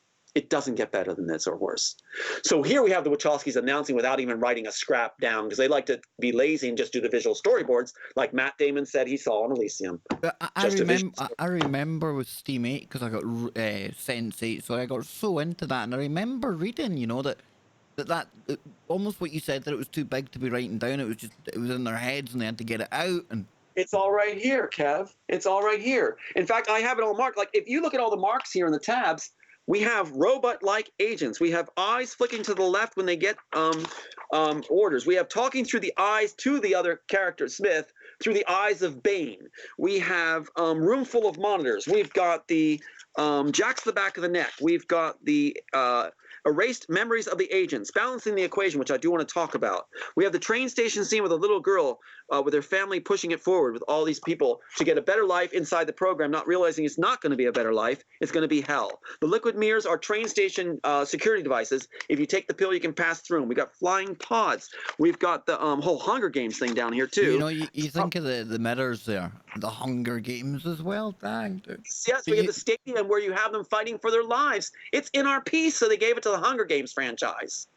It's all here. Kev, it's all here. The field of pods. You have the whole thing where he's taken down the rabbit hole. He's pulled into the dark down the tunnel to get to underground. You've got the underground which was a mistake of mine. I had the key that you turn for a one-shot deal to blow the tunnelers coming in, which we have, And it was dumb. So what did the Wachowskis do? They keep a key to turn. I would have switched it to a button, right? Now, here's the most telling of all. Identical figures at the end, little girl being renewed to life. Here's the biggest one of all.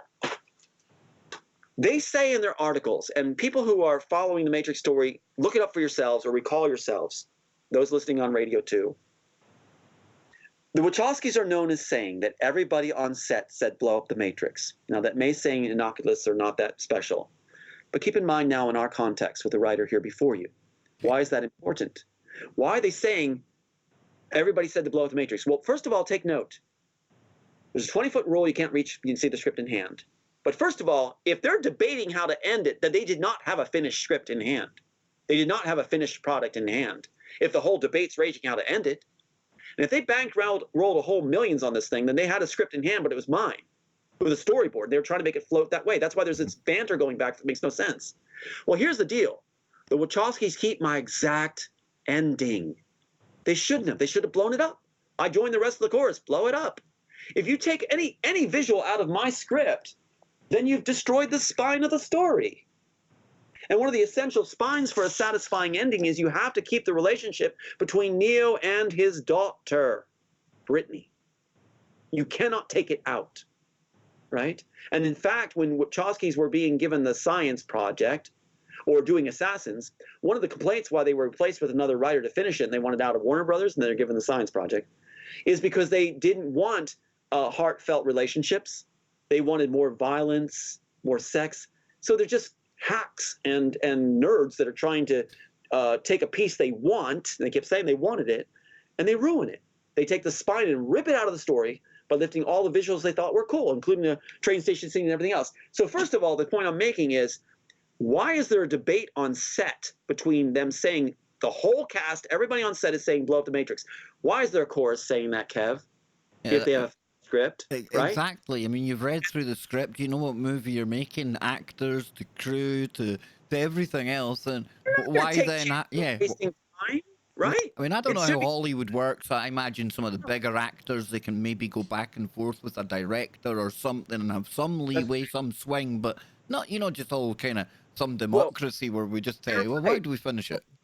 Right. And here's the deal, too. In copyright law, it's about access. In fact, they have an inverse ratio rule in California, they say, where the more the access, the less you prove similarities, right? They'll assume they took it if they had direct access. Well, they had direct access. And what better access could they have for Elysium, Oblivion, and Sense8 than having my stuff there as Discovery? All my notebooks, everything right in front of them. And do they wait a second, Kev? No. They announce as soon as the case is thrown, they're making it. And it's too big to write down. They have all their materials in front of them. And they just used a second theft mode by throwing the case, so you can't claim Matrix 1, therefore no matchups, and duping the public. And they have Sophia Stewart and you'll see it appear on your show, harassing like brown shirts coming in. Oh, she wrote it. It's a lie. How dare he? It's like, come on. She doesn't have a shred of evidence. She's a plant from USC, pulled in-house. But the thing is, she's an agent. Here we have the exact ending of, here you go. So the Wachowskis keep the ending of what? Right from here. So the ending they keep is little girl at the train station, right? Trapped between worlds. Here we go. Identical figures facing off at the end. Into the crater goes one. Out comes a pulse wave turning green, the little girl from the train station, renewing her to life. A little girl comes up, hugs the oracle, and points to the sun. No satisfying ending. Did you make that? Uh-huh. That's not a satisfying ending. For all that fans were expecting and looking forward to, that doesn't satisfy. In fact, it's voted one of the 11th worst of all time. But put it back the way we have it here. That's Neo's daughter. All right? Now, they even kept the cutaway scene, Kev. They have the scene where they have the girl renewed to life from the train station. Yeah, so do I. And then you've got where the other girl comes and is restored to life without burn scars on her face. Remember, the family was harassed and suffered, right? And there's a scene I love the best that they actually used in Inception that I cherish. They finally stuck it in under, Interstellar. They finally stuck it in. But anyway, in a moment. So what you have is, it actually kept the cutaway. They have a little girl from the train station renewed with green under her, renewed to light, right? They keep that. And then they do a cutaway for the same character to come up and hug? Why? Because in mine, Kev, you have the little girl renewed with a wall of flame going by her, renewed and laughing, right? Mm-hmm. Greening the earth. And then you have a cutaway because it's Neo's daughter now coming up looking like the little girl, Brittany, restored to life, not an elderly person anymore, no burn scars, coming up, hugging him. We watched you, Daddy. That's the man that pulled me out of the fire, pointing to the sun.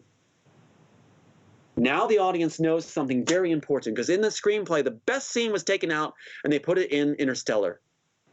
That loser of a director took it and stripped it finally. But here's the scene that's missing.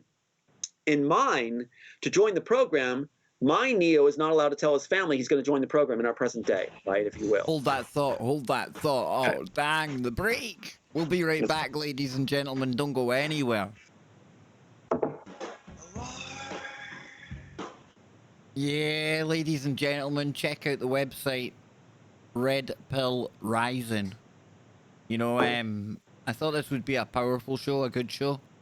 I didn't think it'd be like this, Tom. It's been, as much as I'm very aware again of like the real life consequences and things that have been paid and on the line, you know, I thoroughly enjoyed talking to you. Thank you, Kev. Yeah, and again, I'm glad I went with my gut on this one. And everyone, you know, they can make up their own minds, and they're big enough to do that themselves. But yeah, man, I'm glad we done this show. I really am, and I too. I tell you, son too. For the sake of my son, that's why I'm coming forward for sons and daughters of other parents everywhere. The image I have in my mind that pushes me forward. I know I'm like a rat in a maze. I have no choice but to go forward. There's no going back. There's no getting off the rails. I have to go forward. And fortunately, that will make a great difference, I believe, for parents everywhere and for writers everywhere. You know, I don't want others to end up like Gray State, you know, with even the dog. And this balance in the equation as well. I know you want to. I want to tell you about that. I really want to. When we come back after the break. On that. So if I get derailed, tap me on that, and I'll bring it to it. Don't you worry about that, brother. Don't you worry about that. Yeah, I'm just writing it down here. Yeah. But you just for the audience out there, you know, tomorrow night.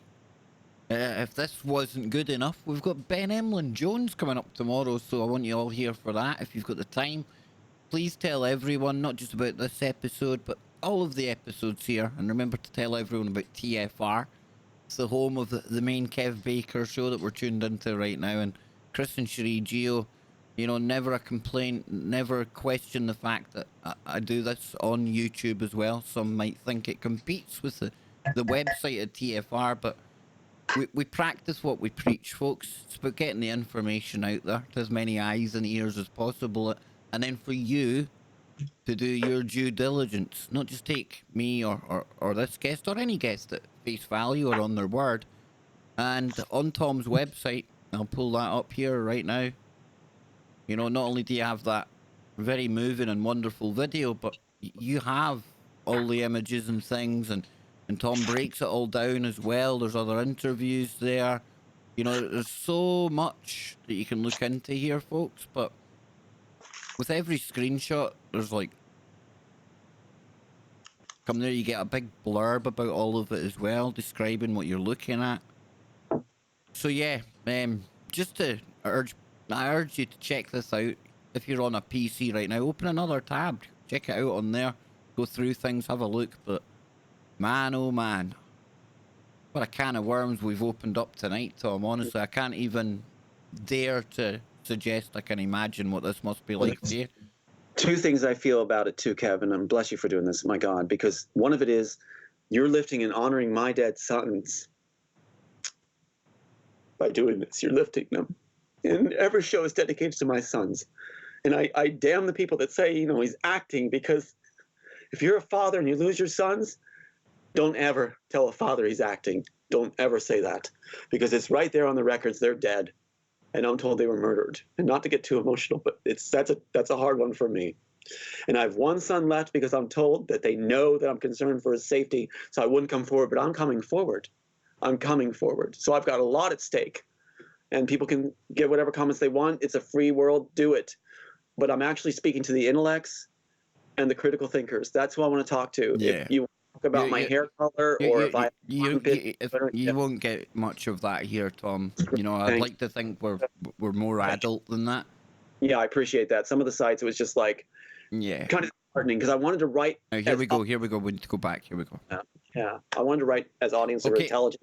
Welcome back, ladies and gentlemen. Final segment of today's Kev Baker show with Tom Althouse, the man behind not just the Matrix, but as we're come to learn over the course of the show, so many movies that I and many of you out there will be very, very familiar with indeed. I've done shows based on some of the TV shows and the movies we've heard about here today. And unbeknown to me, you know, I just bought into everything we were told about it. Why question it? But then there's a bigger story, a bigger picture behind the scenes. And, you know, you might think to yourself, Tom, he's just a bit pissed. He's missed out on millions of money. Okay, fair enough if you think that.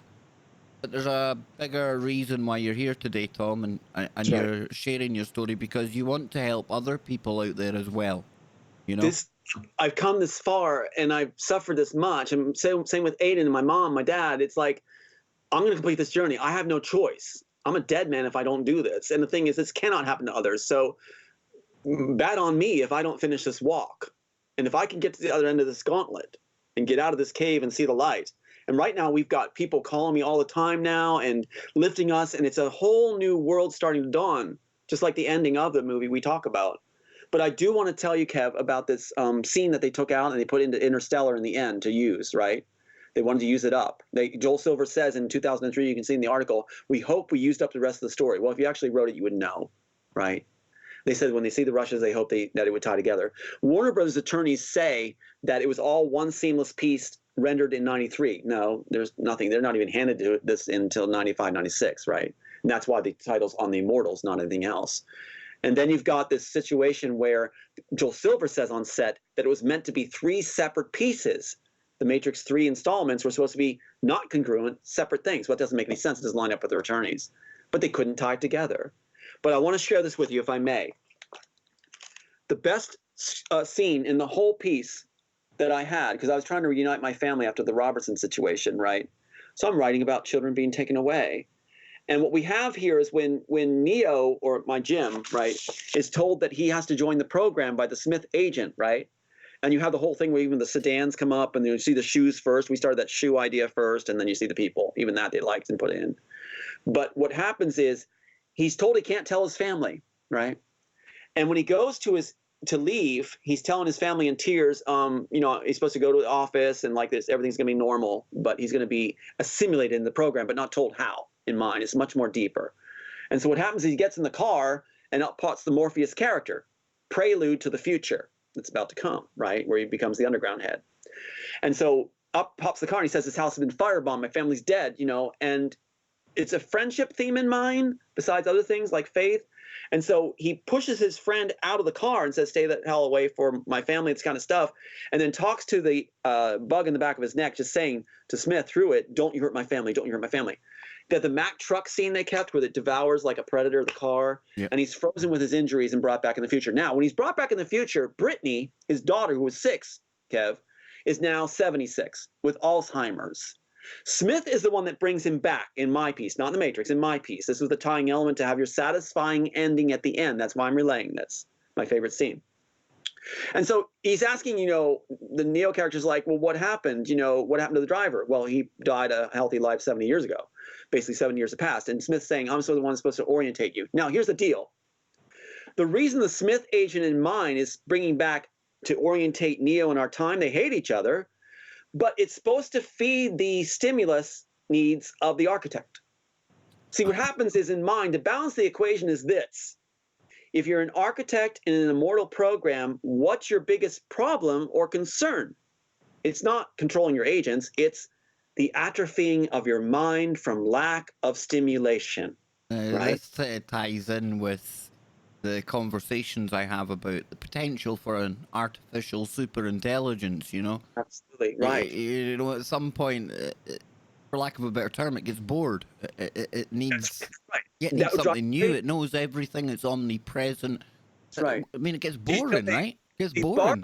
What they do is they chop shop your stuff. Well said. They chop up your stuff. So when you look at Walking Dead, or not Walking Dead, Z Nation. Yeah, yeah. And that whole idea of the elite on the separate society where they're degrading slowly and stuff. Is it Sona? I think they call it. Yeah. Here, right? And what they also did, if you look at my script, you go about 15 pages of action and stuff and integral story, and then you have your credits. So they kept that too. So all these Netflix things do the credits inserted, like Walking Dead and things like that. It's right from the script. So what happens is in mine, we'll finish the thought of balancing the equation first, right? Please, please. Right, I'll try to track these things. So what happens is, to balance the equation, the architect needs to stimulate his mind. So he has agents in the program where they talk about free will. The architect knows every decision you, I, or any audience member here, radio or video, is going to make, right? So that's not going to help him stimulate too much. But he needs agents to stir it up, make it traumatic like it's happening in my own life now, right? Or has been, so that the architect can be stimulated that way. Now, he purges his agents, right, in mind and in the matrix, because he's going to replace it with a renewable source of power to stimulate his mind that doesn't need anything except the free will of the people. So he's going to use an historic figure that we're conditioned to give over our free will to, should he return. That is an historic figure. So you have these Zion people set aside, a pure version of humanity, to be brought out by an ambiguous oracle to balance the equation by bringing them out to see an architect transformed to look like a classic Christ, right? Now that will give them the stimulation for forever, because you have the worship of an entire world now worshiping you. You don't need agents anymore. They're purged. You don't need any other stimulus. It'll do it. Your mind will ever be stimulated. So what happens then, right? The real one shows up. Well, Warner Brothers doesn't want that. They don't want a Christ figure showing up. They're Jewish. That's the last thing you want in anything in Hollywood these days. It's almost like taboo to go Christian in any way. Like, what am I, if I had any inkling of a sense back then, I'd be like, wait a minute, these guys are going to like this, right? And so, of course, they did what they did. They try to shove Neo into the role and even make fun of him by putting a cross on his chest, arms out. And I mean, how much do you want to push it? The audience isn't that stupid. Well, certain ones, but not these ones. And so what happens is they replace him where they had said before from Tank or somebody that Neo couldn't die, but now they got a problem. They got to replace the Christ figure. So you have the identical figures facing off, right?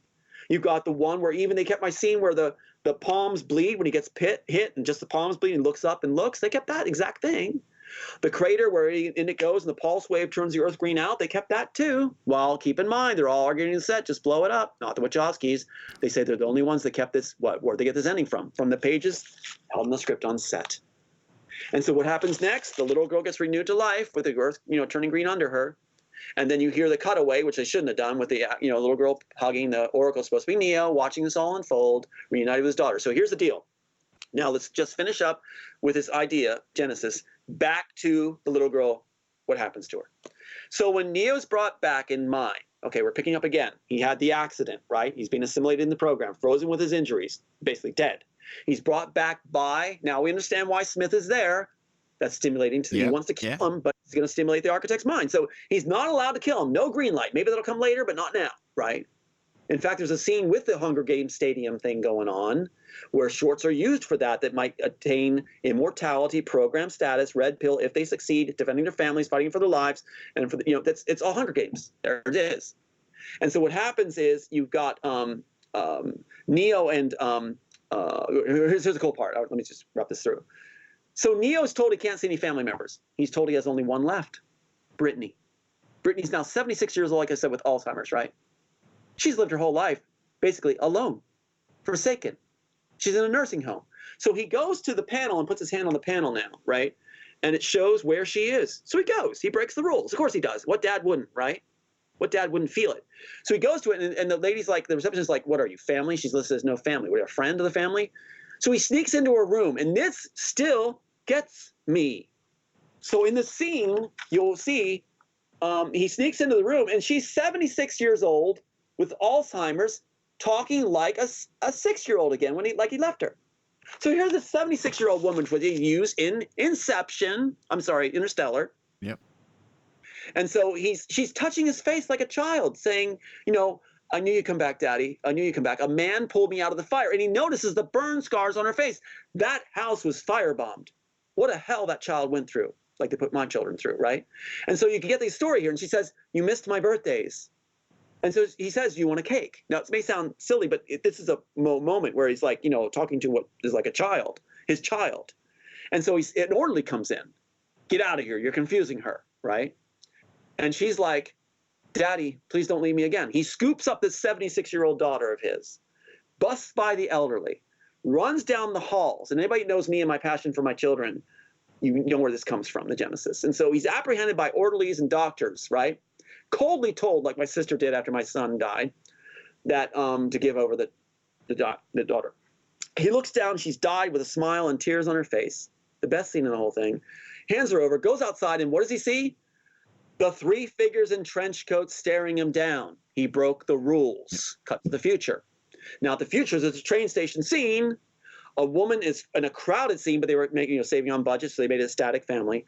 Pushing forward, saying, "It's your daughter, Brittany." They changed it to Sati. Take her. He looks back, and she's not there. Okay, so we want to have a satisfying ending for the people. So what happens at the end? Fast forward, right? Identical figures at the end. Little girl from train station renewed to life. Pulse wave goes out, and we hear "Daddy, Daddy," not the Oracle, Neo, who we said couldn't die. We don't have it that way. Right, what everybody's saying, blow it up. And she comes up and hugs him, says, "Daddy, you did well. We watched you." A 6-year-old again, no burn scars. And she points to the sun on the hill and says, "That's the man that pulled me out of the fire." All this time, our Neo thought it was the Smith, and there's a bittersweet kind of semi-loyalty of thinking, at least he saved my daughter. He didn't. And while he's going to the dome, accessing the memories of Smith, he learns he didn't. And then the audience learns who did. It was the Christ. Wow. That's your satisfying ending. That's the balance of the equation. And it's all right here. The Wachowskis can't even wipe their butt with toilet paper. I want to see that movie, man. I want to see that. But... We hold the copyright. They don't. This is copyrighted pre-Matrix. If somebody out there gets a studio or something to make this, they're going to make a fortune. Because I'm not about the money. I'm about having my son safe. You've not mentioned the money to me in any time in our conversations, which... I care about the money. I care about my boy having a good life with the returns his daddy earned and worked for, and the sister in jail and off our backs. And Fitzpatrick out of office in jail, too, for what he's done. And also Spielberg. And when there's time sometime, I'll tell you about Spielberg and how he's directly... It was a vendetta by Spielberg with his best friend Peter that launched this whole thing and took our rights away. Otherwise, I would have had rights as a writer. That's why it was taken from me. That was why it was taken from me. And Spielberg is the main man. We found out from a Spielberg insider now. Tom, when did the Immortals, how did it come to you? What was like the spark to make you, My experience with Pat Robertson and the religious right. The security force, it's almost like Shakespeare in Love. You can imagine these arrogant, feel like they're godlike, robot-like agents. These guys with these sunglasses on, don't even talking to you, with the earpieces and just robot-like. That's where it came from. The visual image of that's what I saw, right? And then the idea of the hole in the jacks of the neck. The jacks of the neck come from a hole in my neck, right? I don't think you can see it right now, but there's a hole in my neck right back here, which was, it's not the prettiest thing. It was like, a little thing that broke open and drained, whatever. Yeah. Gross as it is. But it left a hole, it left a scar, a hole. So I would touch it, Kev, going like, what if we had things, I was frustrated as a writer that we don't have the memory capacity, even though I'm tested as like, doctors tested me like, after all these tests, like gifted genius, they said, said like you're 1% of the population. And my reaction was, oh my God, no, if I'm one of the top 1%, then we're a dumb planet because I don't feel so smart. Oh my God, we're cave people. I feel stupid. It should be the other way around. I should be the bottom 1%. That's what I am. I'm happily batting about in that bottom tiers. It's good. Yeah, that's how I feel. Life's a game, call it a simulation, call it a hologram, whatever it is, but... Yeah. It's but that's the thing. That jack to the neck, the back, that came from the idea of having memories that you could, if I saw your face, out comes a readout where I know every moment I saw you, everything's there. So I'm spoon-fed memories that I can jack into my terminals and download Erase Even, which is in the screenplay here. It's in the screenplay, right? There you go with your Sense8 and everything. And so you can also download the memories of other people. So you can go to a library that has the memories of all your ancestors and live them without even a word spoken, be in their shoes, feel their feelings. A library of memories of ancestors, right? A library of memories. That's why they stuck it in Interstellar too. But what they did was, which was just Hollywood stupid, dumb, darn stupid, they put a library with books on it. Yeah. Guys, what are you thinking? Are you that dumb? I think they're either stupid. The guy who I forget the guy who did Interstellar, but he's an idiot. I'm sorry to say he's an idiot. I'm gonna say it because I lost my sons over these clowns and everything else. I'll say he's an idiot. but he's lifting stuff and doing it dumb. And in Elysium, you know what they did with the jack? I mean, the enhancer, I call it, in the back of the neck. They do a big box thing they stick on him. They overdo everything, right? It doesn't work. So anyway, any kind of question on the genesis of where it comes from, things like that, there's a reason. Field of Pods, you know, the train station scene. I want to share you this with you. I want viewers and listeners to think for a moment, where does the train station scene come from history from this author? No, Wachowskis won't tell you anything. On their fan site, they say it's just a subplot. They won't even tell you where it comes from, but I will tell you. Take like 10 seconds. Where in history does the train station scene come from? Families pushing their kids for a better life. Take a moment. If you get the answer, type it in. And now I'll give you the answer. Kindertransport, World War II Germany. Very close to my heart because the kids I lost. And I'm not freaking acting. Jewish families stuck their kids on trains. They never thought they'd see them again. They get one night to put them on trains and never see them again in World War II Germany. And if that doesn't touch the heartstrings of people, and I want to give a tribute to that, and damn the Wachowskis for taking it away and turning it into crap and saying that it's just a subplot. No, Wachowskis, go to jail. Stop misleading the public. Let us tell the story the way it is. I don't mean to get so passionate, but enough of their game. Enough of Sophia Stewart. Enough of the Wachowskis. Enough of Joel Silver. Enough. I paid with my own dearest blood. I have a right to be here on your show, Kev. Thanks for bringing me and having a voice. But if anyone wants to mock me now for being the way I am right now, have at it, because I'm going to speak for my son's last life, and I'm going to tell the truth. I'm going to put it out there. The evidence is online. Check it out. I'm getting a little tired of being called things like, you know, everything under the sun. I'm simply trying to help an entire world through art.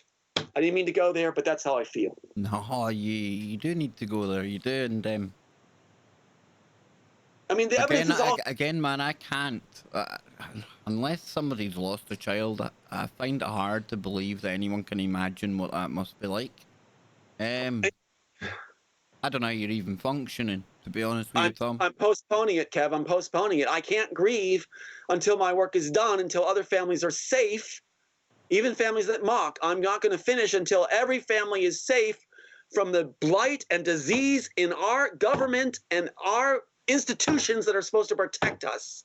I was going to say there, you know, if I did have a magic wand, pardon the pun, Hollywood, magician's wand, and what would be for you to wake up to, what would be that perfect outcome? Oh my God. Oh my God. I see it. I see right now, Warner Brothers has a philosophy they're pushing through their films. You're going to recognize it.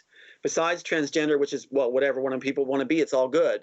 But the thing is, they also want us all to believe we're dark. It is their underlying thread, that we're all dark. We all want to take from everybody at our core. That is not true. There is those of us that approach life as a service, as something to lift others. We want to see everybody make it up the hill of life. We do exist. We're not naive. And you go back to what my planted wife said, Northcutt, who was working for the firm, right, and had the criminal record. She said to me, Tom, or Tommy, whatever she called me back then, you have to understand it's all the laws of nature. You're not going to succeed in Hollywood. They're not going to take you. They're going to spit you out unless you realize this is all about the laws of nature, and that all the ones that are less intelligent and weaker than us are our food to feed off of. That's what they believe. Warner Bros. Is pushing us through. No. And if this script gets made, Kev, the way it was intended to, with the proof and evidence we have, we're going to put forward an idea for our children, which we'll embrace and they'll understand. A whole new world will take shape, and there are people praying and standing the energy and sending light on it that this will happen. All we need is somebody who has the money and the guts to make this. It's all copyrighted. It precedes the Matrix, and you got a fortune. People will come with a checklist with 190 things and check it right off. What really gets me is the fact you said there, they feed off us. Yeah. You won't, this won't mean anything to you, but to the audience out there, I want you to just think back not long ago to Max Egan. When we got that conversation with Max after he went through everything he went through, he talked about, I asked him about the nature of reality, and he talked about, these things, these entities, call them demons, call them archons, call them what you will, but they literally feed on us, and we're like in some kind of people farm here. That's right. And I think this is really important, though, because, when we look at this physical world we're in, Tom, you can see that there's a cyclical nature to it, right? And possibly reincarnation in there. So there's a cycle. We keep coming back. It's this ongoing kind of farm. And well, for whatever reason, we don't even need to know why it is. But right now, and there's parallels here, I feel anyway, because Max and I were talking about the fact that, you know, right now, all of our attention is, or most of our attention is going into a screen. You know, and it's almost like scrying. You know, you can call it the mirror, kind of using a black mirror, you know, scrying into mirrors, a portal into another world. And literally right now we've got an AI learning everything we want, everything we need, all of our desires. And we're on the cusp, technologically, of... Can I tell you where the Matrix comes from and what it led me to? I mean, it just flowed through. I appreciate. I didn't mean to cut you off. No, not at all. Not at all. Okay, here you go. Yes, I'm the writer of the Matrix. Yes, I hold the title. Yes, they hold a slot at the Copyright Office. When I die, they insert my work. It's right on here. You know, they have it copyrighted for themselves. There's the credit. That's the investment firms waiting. Every time the investment firm gives out the work to anybody, they feel fine to take it because investment firms claim creation and ownership. Every time they give it out, the investment firms make money. It's a vicious little cycle that's so obvious if they had me dead. But I'm still alive. I mean, the losses are incredible. But here, the Matrix just came. It just flowed. People, I'll say this on your program. I haven't said it elsewhere, but it just came. It was like the middle scene came, the beginning scene came, the ending scene came. It was, and then it came out to exactly 125 to 128 pages. It was like, you know, I mean, right in the 120 zone. It was like exactly 120 zone. I'm like, that was channeled or something. It just came, and I'm like writing as fast as I can, laughing and crying as it went, all excited. I would go to the theater and picture just a blank screen before the shows would start saying, I see it up there. I see it up there. But here's what I got. You said the portal. So here is the Matrix writer, Immortals writers, take on our universe and where we come from. I'll give it to you. But personally, first of all, my basic line of thinking is I like to leave a platter that's empty, no constructs on it, no claims to religions or anything like that. I celebrate people's ability to have faith, and that's in my work. That's in the original work that you'll see when it's actually made. Your ability to have faith is what I celebrate, not your religion. I don't want to know about your religion. I want to celebrate the ability to have faith. That's what I celebrate. So what came to me after the Matrix was done, and I felt like this came from somewhere. This came from somewhere. And here's what came to me. This is my personal, if you will, belief. The universe was seeded from another universe bubble, all right? And what happened was, if they say that our universe, the way it's balanced right now, not collapsing too fast, not expanding too big, rapidly, is like having one grain of sand on a beach. That's the possibility of that. Just like my hands on the clock, birthday clock face, right? Just like that. So those kind of things. So how do we win the lottery like that, right? So perfectly well done. And so, of course, universes have a lifespan. We now know that they're not infinite. They don't last forever. They will burn out eventually, and we get the red dwarfs and things like that. Okay. And afterglow. So what's going on is this. Here's my belief, and I really felt like I feel this, that we, the knock on the door and you'll ask, I mean, all these different religions have similar through lines of analogy and the metaphor kind of thing, you know, imagery like a writer would do. So seek and you'll find, knock on the door. Wouldn't it be something if our universe, that we actually, angels or gods or whatever you want to say, God or anything like that, what if there actually are parental beings? What if we were seeded as a way for them to be saved? I mean, think of their universe as a natural one, not that one grain of sand seeded with the perfect ingredients for a big series of bangs, right, to get it right, right? But actually a natural one, which is collapsing too fast or expanding too much or whatever. Then maybe I race against the clock. Maybe they solved immortality, they solved disease, they solved all these things, but they can't fix the car from the inside.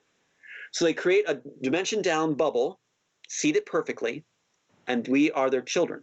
And so what happens is now they need us to come to them to make a portal opening. I think it's interesting that Hollywood always says the portals are bad. It's like bad portal, Stargate, you know, anything, even down the kids' films. The portal's bad, bad's going to come through. Even Night at the Museum, bad things coming, birdhead people. It's like, what if benevolent beings who had solved all their problems but have a universe that's natural needs to create and seed a bubble, which is adjacent, seed it just right. We are theirs, and they're communicating to us through math, art, things like this, through gravity and light. And we're learning now that gravity is affected by something, and they're claiming possibly parallel universes. So what if communication through gravity and light is the way Apper's mode of communicating, and that artists are being given things feelings and stuff, to send out a word, let's make a connection back to parentals. And would it be something that if our God was somebody who needed us, that we weren't made because he was lonely, we weren't made by these beings because we would serve a function of being commanded to doing right and giving glory. What if we were actually here to make a bridge back, to, with our hearts, seek and find our lost parents, make a bridge back to them, open a portal, halfway, they gone halfway, and we bring through everything. They have the answer to immortality. They have the answer to medicine, health, justice, benevolence, how to live our lives better, and they come through that portal. That's my personal belief. I'm not saying I'm right, but for the guy who wrote the Matrix story, that's what I believe, even though I keep a clear tray of anything's possible.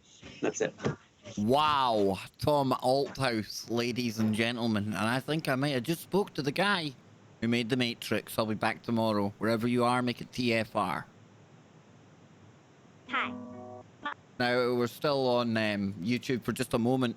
I want to thank you, Tom. Thank you. I want to thank the audience as well. Damn, man, I'm going to have to go and listen to this again because, there's probably bits I've missed because I was that engrossed and, doing things on the back end for the technology we're using and the radio and that. But, we're only 10% in, too. We're only 10% in. So if ever it works out, Kev, you've been a gem, absolute gem. You've been compassionate, generous, and I'm not trying to stroke, egos. I'm just trying to say thank you for an experience where I didn't mean to. I think you made it so safe and so nice that my emotions came forward. I felt a safe environment where they just broke open, and maybe that was necessary. Maybe there's a reason for that. That I don't do that on any other program. I'm not part of this story, brother, but I thank you for your kind words there, and I'm just glad you could be yourself and you could really open up like that, because that's brave, It takes a generous person to have that door open or portal open. So thank you. And if ever it works out, I would love to go into sometime the genesis of these different scenes. Maybe give whatever. Maybe the audience can send in questions they have, and we can go through a list and answer why was the scene here? Why was this element here? What happened to this one? And all these different things. And I'd be open to anything you need. Getting a lot of people wishing you luck from the chat room and love hearts and yeah. Oh, like I said, people, the majority that are here, I'm proud of the audience we have because they do let somebody, present what it is. They don't rush to judgment, and that's cool. It's hard, Yeah, I'm not used to it, Kev. I'm not used to it. I'm used to being bashed, and you're thinking about your sons at the same time. So thank you, everybody that is so kind and gives me hope. I wrote because I thought audiences would be intelligent, and you're letting me know there's a portion that are. So thank you. No problem, Tom, and I'll happily have you back on to get into some of the sci-fi stuff in the future, brother. But I wish you all the best, and thank you. I wish you all the happiness in the world, and I hope you get some kind of peace and safety, and anything on top of that's a bonus, brother, right? I'm getting it too, because look at the hearts and things too, and God, that means I'm gonna break down all over the place here, so I better go soon. But it's like people all over, and they're coming through and calling. I do want to offer this to you though. I want to offer my phone number because I believe we should be transparent. Nothing to don't do that on air. Please don't do that on air. Please don't. Yeah, if you want to don't. post at some point, you can. Yeah. Please don't know, because I know as good as our audience are, you never know who could come along in the future and abuse that. I'm already on the radar everywhere. Well, so I don't want to contribute more to that, Tom. Trust me. Okay. That's fine. I can only no, but brother, yeah. All right. Thank you very much for your time. I thank everyone for tuning in. Go and think about that. Think of the movie we could have seen and should have seen and we want to see now, and it's all there. He's got the copyright for it, yeah. Yeah, so again, thank you, Tom, and thanks to everyone out there. And I'll be back tomorrow with a daytime stream, and we'll have Ben Emlyn Jones later on in the evening. Can't wait to get back, and I'm sure I'll be speaking about this with the audience in the afternoon tomorrow. Powerful show, good information, but never forget, not infotainment. This is one man's family's story. So until next time, folks, keep it real, keep it KBS, and wherever you are, make it TFR.